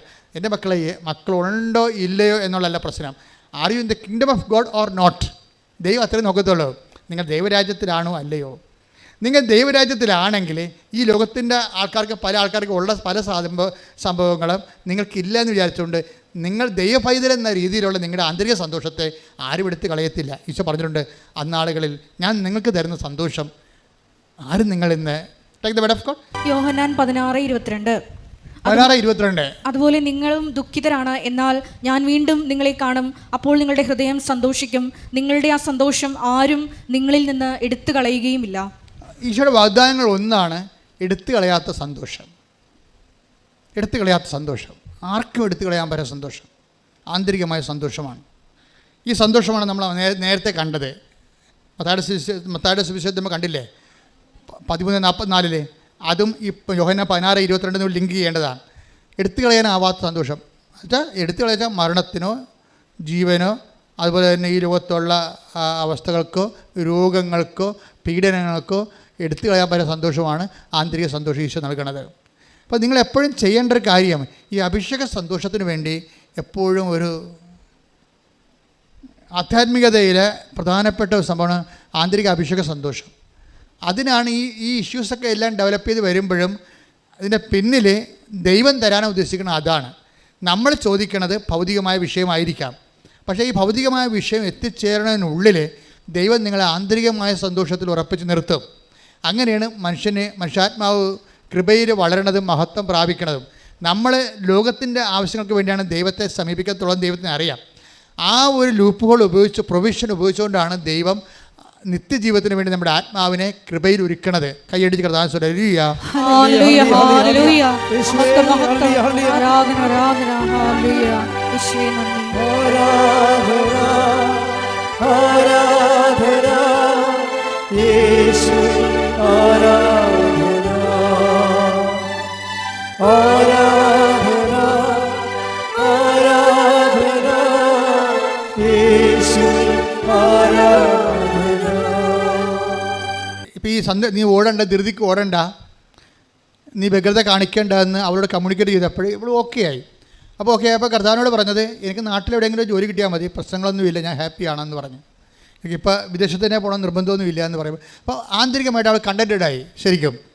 പക്ഷേ കണ്ടൻറ്റഡ് ആയെങ്കിലും കർത്താവ് അവൾക്ക് അതിനേക്കാൾ വലിയ കാര്യങ്ങൾ സെറ്റ് ചെയ്ത് വെക്കുന്നതുകൊണ്ടാണ് ഈ ആശ്ചര്യം എല്ലാം പോയി കളഞ്ഞത്. അപ്പോൾ നമ്മൾ മനസ്സിലാക്കണം, നമ്മുടെ ഉന്നതയും ഉയർച്ചയുമാണ് ദൈവം ആഗ്രഹിക്കുന്നത്, അല്ല നമ്മുടെ തകർച്ചയല്ല. അപ്പോൾ അവൾ പിന്നെ അപ്പനിലൂടെയാണത് വർക്കൗട്ട് ചെയ്ത് പറഞ്ഞത്. അപ്പം പറയും, മോളെ ഞാനും അമ്മയും കൂടി നിന്നെ അമേരിക്ക വിടാൻ തീരുമാനിച്ചു. അപ്പോൾ പറഞ്ഞ് ഞാൻ എൻ്റെ പരീക്ഷയ്ക്ക് പാസ്സാവും. ആസ്ട്രേലിയ തന്നെ എനിക്ക് കുറിച്ച് പറഞ്ഞ വരുന്നത് പരീക്ഷ, അമേരിക്ക പരീക്ഷ എങ്ങനെ പാസ്സാകുന്നത്? ഇല്ല, അതൊക്കെ നമുക്ക് ഉടമ്പടി നീ എടുത്തിട്ടില്ലേ, ബാക്കി അമ്മ നോക്കട്ടെന്ന് പറഞ്ഞ് ഞങ്ങൾ മൂവ് ചെയ്യണമെന്ന് പറഞ്ഞു. അപ്പോൾ അവർ അമേരിക്കൻ വിസ ട്രൈ ചെയ്ത് അത് കിട്ടാൻ വലിയ പാടാണല്ലോ. പക്ഷേ അത് കിട്ടാൻ പാടാകുന്ന മനസ്സിലാക്കിയിട്ട് ഇവൾ അമ്മയോട് പറയും, മാതാവിനോട് പരിശുദ്ധ അമ്മയോട് പറയും, അമ്മേ എനിക്ക് ഞാൻ ഉള്ള കാര്യം പറയാമല്ലോ, എനിക്കിതൊന്നും പറ്റത്തില്ല, എനിക്ക് അവിടെ ഇൻ്റർവ്യൂ ഒന്നും പറ്റത്തില്ല. എനിക്ക് ആസ്ട്രേലിയയിൽ തന്നെ പോയിട്ട് ഞാൻ ഭയങ്കര വെള്ളം കുടിച്ച്. അപ്പോൾ ഇവിടെ ഈ അമേരിക്കൻസിൻ്റെ ഇൻ്റർവ്യൂ ടഫാണ്, അപ്പോൾ അതെനിക്ക് പറ്റത്തില്ല. പക്ഷേ ഞാൻ കുറേ സാക്ഷ്യം കേട്ടിട്ടുണ്ട് അമ്മേ നീ ചെയ്തത്, നീ ഇൻ്റർവ്യൂവിനൊക്കെ വരുമെന്നൊക്കെ ഞാൻ കേട്ടിട്ടുണ്ട്. അങ്ങനെ വല്ലതും ചെയ്താൽ മാത്രമേ എനിക്കതിൻ്റെ അകത്ത് ഹോപ്പുള്ളെന്ന് പറയും. മാതാവിനോട് സംസാരിക്കുന്ന രീതി കണ്ടില്ല, എന്ത് രസമാണ് സംസാരിക്കാനൊക്കെ. അതായത് ഞാൻ കുറേ സാക്ഷ്യം കേട്ടിട്ടുണ്ട് അമ്മേ, ഇൻ്റർവ്യൂവിൻ്റെ സമയത്ത് നീ അവിടെ വരുമെന്നൊക്കെ ഞാൻ കേട്ടിട്ടുണ്ട്. അങ്ങനെ വല്ല പരിപാടിയൊക്കെ നടന്നാൽ മാത്രമേ എനിക്കിതിനകത്ത് ഹോപ്പുള്ളെന്ന് പറയും. എന്നിട്ട് ഇവളും ഈ ഫയൽ മാതാവിനെ ഏൽപ്പിക്കും. അമേരിക്കൻ ഇൻ്റർവ്യൂവിൻ്റെ സമയത്ത് പിറ്റേ ദിവസം ഇൻ്റർവ്യൂ വരുന്ന സമയത്ത് ഇതൊക്കെ പെട്ടെന്ന് ഇനി സ്പീഡപ്പാണ്. ആസ്ട്രേലിയക്ക് ഉള്ള അത്രയും പ്രശ്നങ്ങൾ പോലും അമേരിക്കയ്ക്ക് ഇപ്പോൾ വരുന്നില്ല. അത് ഫെദർ ടച്ച് പവർ സ്റ്റിയറിങ്ങിൽ പോവുകയാണ്, ഇടിവിട്ട് പോക്കാണ് പോകുന്നത്. ഇവളുടെ കയ്യിൽ നിന്നും വിട്ട് പോയിക്കുകയാണ്, എല്ലാം സ്പീഡായിട്ട് അടക്കുകയാണ്. അതായത് ദൈവഹിതമാണ് ടക്കടാന്ന് ഈ സംഭവം നടക്കുകയും. അപ്പോൾ ഉടനെ അവസാനം ഇൻ്റർവ്യൂവിന് കോൾഫോറായി. എല്ലാവർക്കും ഹൈദരാബാദ് കിട്ടി, അവർക്കെല്ലാം വിസ നിഷേധിച്ച്. അപ്പോൾ ഇവർക്ക് കിട്ടിയ ന്യൂഡൽഹിയിലാണ്. അപ്പോൾ ഹൈദരാബാദിലെ വിസ നിഷേധിച്ച് കഴിഞ്ഞപ്പോൾ തന്നെ ഇവർക്ക് മനസ്സിലായി ഹൈദരാബാദിൽ കിട്ടുന്നില്ല, ഇനിയിപ്പോൾ ന്യൂഡൽഹി പണ്ടേ പോവുകയാണ്. അപ്പോഴാണ് ഇവിടെ പറയണത്, അമ്മേ ഞാൻ ന്യൂഡൽഹിയിലോട്ട് പോവുകയാണ്, അപ്പോൾ അമ്മ അവിടെ വന്നാൽ മാത്രമേ ഇതിനകത്ത് എനിക്ക് ഹോപ്പുള്ളൂ. ഉടനെ ഇവിടെ ന്യൂഡൽഹി ചെല്ലും. വിസ എൻ്റെ ഇൻ്റർവ്യൂവിൻ്റെ സമയത്ത് അവിടെ മാതാവിനെ പോലെ ഒരു ചേച്ചി അവിടെ ഇരിക്കും. ഇവിടെ കണ്ടപ്പോൾ തന്നെ ചിരിക്കാൻ തുടങ്ങി. ഇവിടെ കണ്ടപ്പോൾ തന്നെ മദാമയ്ക്ക് ഇഷ്ടമായി. മദാമ എന്തിനും അപ്പനെക്കുറിച്ച് അമ്മയെക്കുറിച്ചും ഇവളുടെ ലൈഫിനെ കുറിച്ചൊക്കെ ചുമ്മാ കാഷ്വലായിട്ട് ചുമ്മാ കളി വർത്താനം പറഞ്ഞുകൊണ്ടിരുന്ന് 5 മിനിറ്റ് കഴിഞ്ഞപ്പോൾ പറയും യുവർ വിസ ഈസ് സാങ്ഷൻ എന്ന് പറയും. ഞാനും ഈ വിസ ഇൻ്റർവ്യൂ പലയിടത്ത് പോയിട്ടുള്ളതാണ്. എന്ത് തലവേദന പിടിച്ച പരിപാടി ഏതാണെന്ന് അറിയാമോ? ഒരു ദിവസം മുഴുവൻ പരിപാടിയാണത്. അപ്പോൾ ഇത് പെട്ടെന്ന് അതായത് ദൈവം അപ്പോൾ അമ്മ തന്നെ അവിടെ വന്നു. അവൾ പറഞ്ഞത് ശരിയാണ്. കമ്മ്യൂണിക്കേഷൻ്റെ രീതി അതാണ്. അമ്മ തന്നെ ഓൺ ദി സ്പോട്ടിൽ വന്നിട്ട് ഒരു ചോദ്യം പോലും ചോദിക്കാൻ അനുവദിക്കാതെ ആ വിഷയം സെറ്റായി കൊടുക്കും. ഇതിന് ലൈറ്റ് വെയ്റ്റിംഗ് എന്ന് പറയും. ഉടമ്പടിയിലുള്ളൊരു പ്രതിഭാസമാണ് ഭാരച്ചുരുക്കം. ഭയങ്കര ഭാരമാണ്, ഞാനിതെങ്ങനെ ചെയ്യും എന്ന് വിചാരിക്കുന്ന സംഭവങ്ങളെ ചുമ്മാ ഫെദർ ടച്ച് പവർ സ്റ്റിയറിംഗ് പോലെ തെർമോക്കോൾ വെയിലേക്ക് സാകുമ്പോൾ മാത്രം പ്രാർത്ഥിക്കുക. കർത്താവ് ദൈവമേ, ആന്തരിക അഭിഷേകത്താലെ ഉടമ്പടി കൽപ്പിച്ചു നൽകുന്ന ഭാരച്ചുരുക്കത്തിലേക്ക് എന്നെ കൈപിടിച്ച് നടത്തണമേ.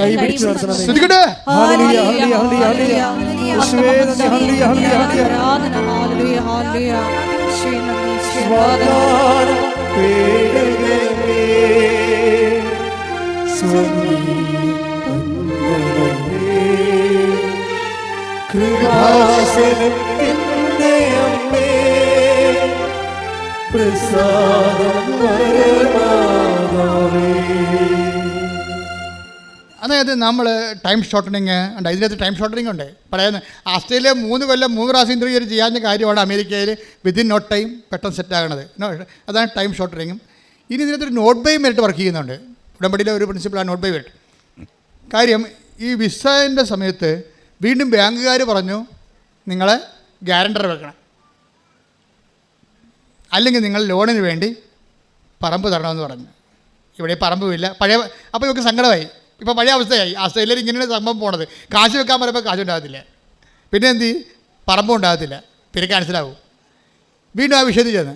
പക്ഷേ ഇത് മാതാവ് നേരിട്ട് ഫയൽ എടുത്തിരിക്കുന്നതാണ്. അമ്മ ഇങ്ങനെ സമയമായില്ലെന്ന് പറഞ്ഞിട്ട് സമയമാക്കിയതുപോലെ പച്ചമഷിക്ക് ഒപ്പിട്ടിരിക്കുന്നതാണ്. ഈ സാധനം ഇങ്ങനെ ഗ്രീൻ ചാനലിലൂടെ പോകും. കാര്യം ഇവൾക്ക് വിസ അറേഞ്ച് ചെയ്ത് കൊടുത്ത് അങ്കിൾ പറയും എടി ഇതൊന്നും പ്രശ്നമൊന്നുമില്ല, ഞാൻ ഗ്യാരണ്ടി ചെയ്യാം, അല്ലെങ്കിൽ പണി ചെയ്യും, ഞാൻ തന്നെ 5 സെൻറ്റ് സ്ഥലം ഞങ്ങൾക്ക് ഫ്രീ ആയിട്ട് തരാം, നീ അത് ബാങ്കിൽ വെച്ചിട്ട് പൈസ എടുക്കാൻ പറഞ്ഞു. അങ്കിള് ബാങ്കിൽ പൈസ എടുക്കാൻ വേണ്ടി 5 സെൻറ്റ് സ്ഥലം ഇവക്ക് വെറുതെ കൊടുക്കും. അപ്പം നിങ്ങൾ ചിന്തിക്കേണ്ടത് ഒരു സംഭവം ഈ പണമില്ലാത്തത് കൊണ്ടാണ് ഇത്രയും നാളെല്ലാം തകർന്നത്. അതാണ് മെറിറ്റ് ഇല്ല അതുകൊണ്ട്. അപ്പോൾ നോട്ട് ബൈ മെറിറ്റ്, പിന്നെ ഉള്ളത് ബട്ട് ബൈ ഗ്രേസാണ്. ഗ്രേസ് എന്ന് പറയുമ്പോൾ നമ്മൾ വിചാരിക്കാത്ത ഇടങ്ങളിൽ നിന്ന് നമ്മളെ സപ്പോർട്ട് ചെയ്ത സഹായം ദൈവം നമ്മൾ ചിന്തിക്കത്തില്ല, ആലോചിക്കത്തില്ല. എവിടുന്ന് സഹായം വരും എന്ന് ചോദിച്ചു കഴിഞ്ഞാൽ ബൈബിൾ പറഞ്ഞ ഒറ്റ ഉത്തരമേ ഉള്ളൂ. എന്താണ്? ആകാശം ഭൂമി സൃഷ്ടിച്ച കർത്താവിൽ നിന്നാണ് എൻ്റെ സഹായം. അനുവിജയൻ്റെ കാര്യം കൂടി എടുത്തിട്ട് നമുക്ക് ധ്യാനം രോഗസൗഖ്യ പ്രാർത്ഥനയ്ക്ക് പ്രവേശിക്കുകയാണ്. അനുവിജയൻ നമ്മുടെ ഇടയ്ക്ക് വെച്ച് പറഞ്ഞായിരുന്നല്ലോ. അനുവിജയൻ്റെ ജീവിതത്തിൽ അവൾ പറയണത് എനിക്ക് ഇനി കല്യാണം കഴിച്ചതാണ്, ഇനി മുന്നോട്ട് പോകാനുള്ള ഒരു വഴി ഞാൻ കാണുന്നില്ല, എനിക്ക് ആകെപ്പാടെ ഉള്ളത് ഈ ലിസ്റ്റാണ്, PSCയുടെ ഈ ലിസ്റ്റാണ്. ഈ ലിസ്റ്റിൽ നിന്ന് എനിക്ക് അപ്പോയിൻമെൻറ്റ് കിട്ടിയില്ലെങ്കിൽ എനിക്ക് ജീവിതമില്ല. പക്ഷേ എനിക്കതിന് വേണ്ടി പറയാനോ, ഇനി അത് കൈവിട്ടുപോയ പരീക്ഷയാണ്. അപ്പോൾ കൈവിട്ട് പരീക്ഷ എഴുതി കഴിഞ്ഞിട്ടാണ് റാങ്ക് ലിസ്റ്റും കട്ട് ഓഫും വരുന്നതിന് മുമ്പാണ് ഇവൾ പറഞ്ഞത്, മാതാവിനോട് പറഞ്ഞ അമ്മേ ഞാൻ പരീക്ഷ എഴുതിപ്പോയി, എനിക്ക് ആ പരീക്ഷ എഴുതിയ കാലത്ത് നിന്നെ അറിയത്തില്ലായിരുന്നു. സത്യമായിട്ട് ഉള്ളതുപോലെ അവൾ പറയും, പരീക്ഷ എഴുതിയ കാലത്ത് നിന്നെ എനിക്കറിയത്തില്ലായിരുന്നു. ഇപ്പം ഞാൻ ഉടമ്പടി എടുത്തിട്ടില്ല, ഇപ്പോഴാണ് ഞാൻ ഉടമ്പടി എടുത്തിരിക്കണത്.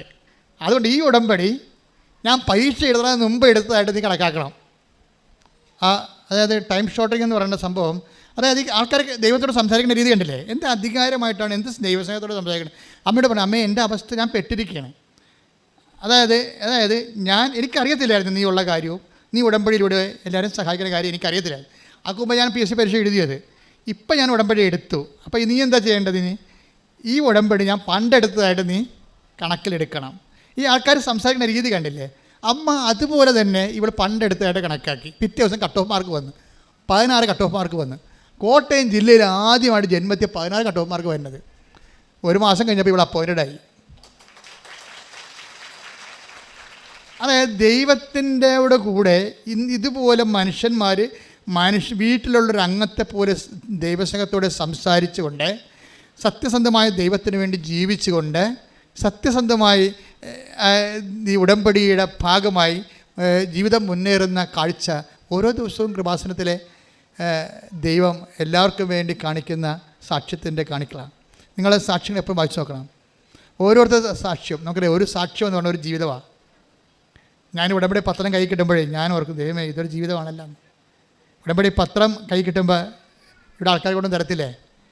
അപ്പോൾ ഞാൻ ഉടനെ ഓർക്കും, ദൈവമേ ഇതൊരു ജീവിതമാണ്. ഞാൻ മാതാവിനോട് പറയും ഇതൊരു ജീവിതമാണ്. കാര്യം നമ്മളെ സംബന്ധിച്ചിടത്തോളം 100,000 പേരുണ്ടെങ്കിലും ഞാൻ ഓരോരുത്തരെയുമാണ് മാതാവിന് വെക്കണത്. അതേപോലെ അമ്മേ ഇതൊരു ജീവിതമാണേ, ഇത് രക്ഷപ്പെട്ട ആ കുടുംബത്തിലുള്ള ഒത്തിരി പേര് ആശ്വാസം പ്രാപിക്കും. അപ്പോൾ നമ്മളുടെ ഓരോ ജീവിതത്തിനും ആ ജീവിതങ്ങളിലൂടെ രക്ഷപ്പെടാതിരിക്കുന്ന മറ്റുള്ള അനേകം വീട്ടിലുള്ളവർ ആശ്വാസം പ്രാപിച്ചിരിക്കാതിരിക്കുന്നവർ എല്ലാവരെയും ഉടമ്പടി അഡ്രസ്സ് ചെയ്യുന്നുണ്ട്. എൻ്റെ മക്കളോട് ഞാൻ ഇത്രയും സീരിയസ് ആയിട്ട് പറയാൻ കാര്യം, നിങ്ങൾ പോഴംകളിക്കാർ കുറച്ചുകൂടി സീരിയസ് ആകാൻ വേണ്ടിയാണ്. കാര്യം ദൈവസ്നേഹം നിറഞ്ഞ് പരിശുദ്ധ പ്രവർത്തനമായാലും കർത്താവിനെ എൻ്റെ ചില പറയും. ഇന്നലെ ഒരു സഹോദരി അയച്ചപ്പോൾ എന്താണ്, ഞാൻ മരിച്ചു കിടക്കുമ്പോൾ സത്യമായിട്ടും ഉടമ്പടിക്കാശീർവദിച്ച് നെഞ്ചത്തുണ്ടാകുമെന്ന്. അങ്ങനെയൊക്കെ ഈ ആൾക്കാർ പറയണമെങ്കിൽ എന്ത് ദൈവസ്നേഹം അനുഭവിച്ച് കാണവരെ, എന്ത് ദൈവസ്നേഹം അനുഭവിച്ച് കാണവരെ. അപ്പോൾ ഇത് ദൈവസ്നേഹത്തിൻ്റെ ഒരു പദ്ധതിയാണ്. അതുകൊണ്ട് തന്നെ നിങ്ങൾ പരീക്ഷിക്കാൻ നിൽക്കരുത്. പല ആൾക്കാർക്കും ദൈവം ആദ്യം അടയാളം കാണിക്കട്ടെ എന്നിട്ട് ഞാൻ ഉലക്ക പുഴുങ്ങാമെന്ന് പറഞ്ഞുകൊണ്ടിരിപ്പുണ്ട്. അവളൊക്കെ ഉലക്കൊക്കെ നടുവായിട്ടിരിക്കുന്ന ദൈവം. എന്നാൽ ദൈവത്തെ പരീക്ഷിക്കാൻ വിചാരിച്ചിറങ്ങിയിരിക്കുകയാണ്. ദൈവം ആദ്യം അടയാളം കാണിക്കട്ടെ എന്നിട്ട് ഞാൻ പിന്നെ അടുത്ത പരിപാടി എൻ്റെ കലാപരിപാടി. നിൻ്റെ കലാപരിപാടി കാണിച്ചിട്ട് ദൈവത്തിന് എന്താ? നീ എന്ത് കാണിച്ചിട്ട് എന്ത് കാര്യം? ദൈവത്തിന് വല്ല കാര്യമുണ്ടോ? ദൈവത്തിന് വല്ല പ്രയോജനമുണ്ടോ? അപ്പോൾ മര്യാദയ്ക്ക് നീ മുട്ട് വഴങ്ങിയിട്ട് ദൈവത്തിൻ്റെ വചനമനുസരിച്ച് ജീവിക്കാൻ നോക്കണം. അപ്പം നിൻ്റെ സത്യസന്ധത മനസ്സിലാക്കിയിട്ട് ദൈവം നിന്നെ സഹായിച്ചോളൂ. അല്ലാതെ ദൈവത്തിൽ നിന്ന് ഉടമ്പടിക്ക് ഞാൻ അടയാളം കാണട്ടെ, എൻ്റെ വേദന ഒന്ന് കുറയാൻ നോക്കട്ടെ, എന്നിട്ട് ഞാൻ ഉടുത്ത് കെട്ടി ഒരുങ്ങി ഉടമ്പടിയുടെ ഓരോ കാര്യം ചെയ്യാം. നെവർ, ഇത് വർക്ക് ചെയ്യത്തില്ല. ദൈവത്തെ പരീക്ഷിക്കാൻ വന്ന മറ്റൊരു പിശാചായിട്ട് ദൈവം നിന്നെ കാണത്തുള്ളൂ. എന്തിനാണ് ഉടമ്പടി എടുത്ത് പണി മേടിക്കണത്? അപ്പോൾ മര്യാദക്ക് പഴയ മനുഷ്യൻ ഉരിഞ്ഞു നേക്കണം. ചുമ്മാ ഉരിഞ്ഞിട്ട് കാര്യമില്ല, അവൻ്റെ ചെയ്തികളോട് കൂടി take the blood of God. Hallelujah ഹല്ലേലൂയ ഹല്ലേലൂയ ഹല്ലേലൂയ. യേശുവേ നന്ദി. ഹല്ലേലൂയ ഹല്ലേലൂയ. കൊളോസ്യൻസ് 3:9 പഴയ മനുഷ്യനെ അവന്റെ ചെയ്തികളോട് കൂടെ നിഷ്കാസനം ചെയ്യുവിൻ. അടുത്ത വചനം എന്താ? സമ്പൂർണ്ണ ജ്ഞാനം കൊണ്ട് സൃഷ്ടാവിന്റെ പ്രതിച്ഛായയ്ക്ക് അനുസൃതമായി നവീകരിക്കപ്പെടുന്ന പുതിയ മനുഷ്യനെ ധരിക്കുവിൻ. അപ്പോൾ സൃഷ്ടാവിൻ്റെ പ്രതിച്ഛായക്ക് എന്ന് പറയുമ്പോൾ സൃഷ്ടാവിൻ്റെ പ്രതിച്ഛായയാണ്. അപ്പോൾ ഈശോ ആണെന്ന് ആണ് വ്യാഖ്യാനങ്ങളുള്ളത്. പക്ഷേ സൃഷ്ടാവ് ഈശോ സൃഷ്ടിയല്ലല്ലോ. അപ്പോൾ സൃഷ്ടാവിൻ്റെ പ്രതിച്ഛായ പിന്നെ സൃഷ്ടിയായിട്ടുള്ള ആൾ അമ്മ മാത്രമാണ്. അമ്മയെക്കുറിച്ച് സെൻറ്റ് പോളിന് അറിയാൻ പാടില്ലാത്ത കൊണ്ട് റെഫർ ചെയ്തില്ലെന്നേ ഉള്ളൂ.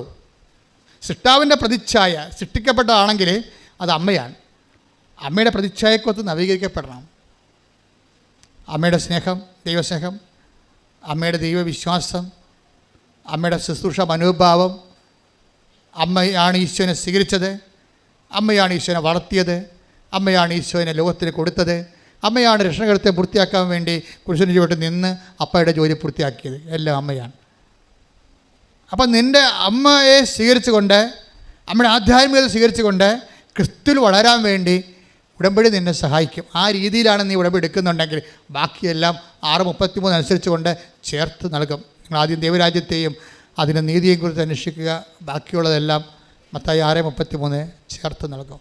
ഉടമ്പടിയിലുള്ള എല്ലാ നിയോഗങ്ങളും ചേർത്ത് നൽകപ്പെടുന്നതാണ്. നമ്മളെ സംബന്ധിച്ചിടത്തോളം നമ്മുടെ നിബന്ധന എന്താണ്? സൃഷ്ടാവിൻ്റെ പ്രതിച്ഛായക്ക് നവീകരിക്കപ്പെടുന്ന പുതിയ മനുഷ്യനെ ധരിക്കുക എന്നുള്ളത്. ശ്രുതിയുടെ ഹല്ലേലൂയ. പരിശുദ്ധ പരമദിവ്യകാരുണ്യത്തിന്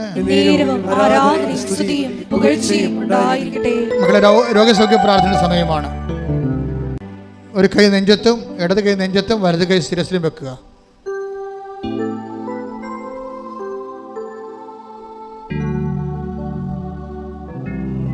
ഈ നിമിഷം ഞാൻ സുഖപ്പെടും. കർത്താവ് മാതാവിൻ്റെ മധ്യസ്ഥതയിൽ ഈശോ എന്നെ സുഖപ്പെടുത്തും. ഇന്ന് ഓൺലൈനിലുള്ളവരും മനസ്സിൽ വിചാരിക്കുക, രക്തസ്രാവക്കാരി രോഗി അവൻ്റെ വസ്ത്രത്തിലെങ്കിലും ഒന്ന് തൊട്ടാൽ താൻ സുഖപ്പെടുമെന്ന് ഉള്ളിൽ വിചാരിച്ചിരുന്നു. രോഗസൗഖ്യ പ്രാർത്ഥനയുടെ അടിസ്ഥാന യോഗ്യത ഉള്ളിൽ വിചാരിപ്പാം. ഞാനിപ്പോൾ സുഖപ്പെടും എന്ന് ഉള്ളിൽ വിചാരിക്കണം. കർത്താവേ, നിന്റെ ഉന്നതമായ നാമത്തിന് സ്വസ്ഥം ചെയ്യുന്നു. ശ്രുതികടെ ഹല്ലേലൂയ ഹല്ലേലൂയ ഹല്ലേലൂയ. കർത്താവേ, നിന്റെ ഉന്നതമായ നാമത്തിന് സ്വസ്ഥം ചെയ്യുന്നു. കർത്താവേ, നിന്റെ വിശുദ്ധ പൗരോഹിത്യത്തെ മഹത്വപ്പെടുത്തണമേ. കർത്താവ് സഭയിലുള്ള സാന്നിധ്യം പ്രകടമാക്കണമേ.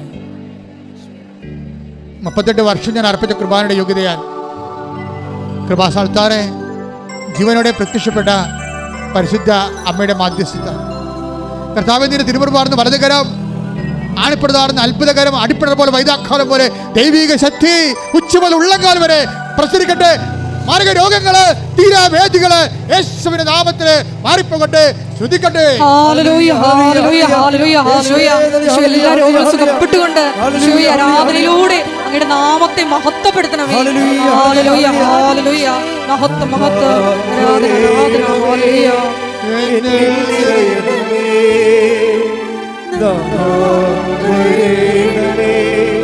സൗഖ്യം നൽകണമേ. വരേണമേ എന്നിൽ നിറയണമേ. വരേണമേ സൗഖ്യം നൽകണമേ. എൻ്റെ മക്കളെ കൈകളെടുക്കുക. കർത്താവിൻ്റെ ആലയത്തിൽ സന്തോഷത്തിൽ നിൽക്കുക. എൻ്റെ പ്രിയമകനെ പ്രിയമകളെ, കർത്താവ് ആണ് നിന്നെ കൊണ്ടുവന്ന് നീ ഓർക്കണം. ഈ അൾത്താരയിലിൻ്റെ വാതിക്കൽ നീ നിൽക്കുമ്പോൾ ലക്ഷക്കണക്കിന് മനുഷ്യർ ആശ്വാസം പ്രാപിച്ച ദൈവം അവരെ നേരിട്ട് സ്പർശിച്ച സ്ഥലത്താണ് ദൈവം നിന്നെയും കൊണ്ട് വന്നിരിക്കുന്നത്. നിൻ്റെ ജോലി, വീട്, വിവാഹം, വഴി, വെള്ളം, വെളിച്ചം, നിൻ്റെ വിസ, നിൻ്റെ നാട്ടിലെ ജോലി, സാമ്പത്തിക തടസ്സങ്ങൾ, ജപ്തി നടപടികൾ, ശരീര അസുഖങ്ങൾ, സ്ഥലം വിൽക്കാനുള്ളവർ, അങ്ങനെ എല്ലാ മണ്ഡലങ്ങളിലും നിന്റെ യാത്രകൾ, ഈ ആഴ്ചയിലുള്ള ഈ മാസത്തിലുള്ള യാത്രകൾ, വന്ന തടസ്സങ്ങൾ, നിൻ്റെ കേസുകൾ, കോടതി കേസുകൾ, നിന്റെ തകർന്ന കുടുംബങ്ങൾ, മക്കളില്ലാത്ത അവസ്ഥകൾ എല്ലാം കർത്താവിൻ്റെ തിരുസന്നിധിയിൽ സമർപ്പിച്ചുകൊണ്ട് കർത്താവ് നിന്നെ അനുഗ്രഹിച്ചുകൊണ്ട് പ്രാർത്ഥിക്കുക. കർത്താവേ, ഈ ഒറ്റ പ്രാർത്ഥന കൊണ്ട് കർത്താവേ വന്ന് സാക്ഷ്യം പറയാൻ, നാമത്തെ മഹത്വപ്പെടുത്താൻ പരിശുദ്ധ അമ്മേ എന്നെ സഹായിക്കണമേ. ശ്രുതികട്ടെ.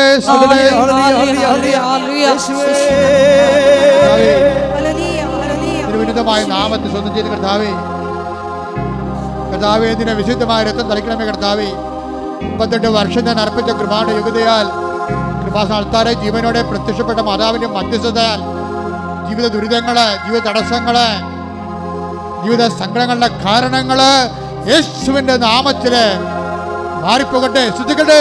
ഹല്ലേലൂയ ഹല്ലേലൂയ ഹല്ലേലൂയ. ആരാധനയിലൂടെ എല്ലാ ജീവിത ദുരിതങ്ങളെയും തടസ്സങ്ങളെയും നീ ഏറ്റെടുത്തുകൊണ്ട് അങ്ങയുടെ നാമത്തെ വീണ്ടും വീണ്ടും മഹത്വപ്പെടുത്തണമേ. Hallelujah hallelujah. മുട്ടേ നിൽക്കുക. കൈകൾക്കൊപ്പേ കർത്താവിനെ നോക്കി മുട്ടേ നിൽക്കുക. വ്യക്തിപരമായ ആവശ്യങ്ങൾക്ക് വേണ്ടി മൗനമായി പ്രാർത്ഥിക്കുക.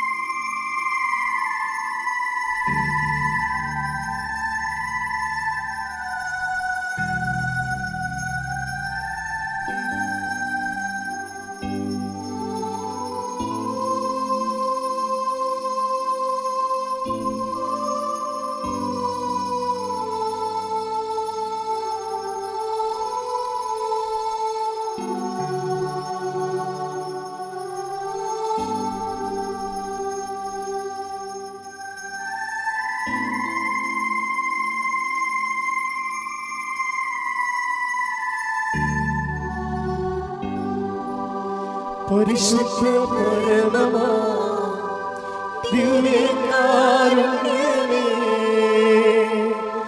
എന്നുമെന്നും അങ്ങേക്ക്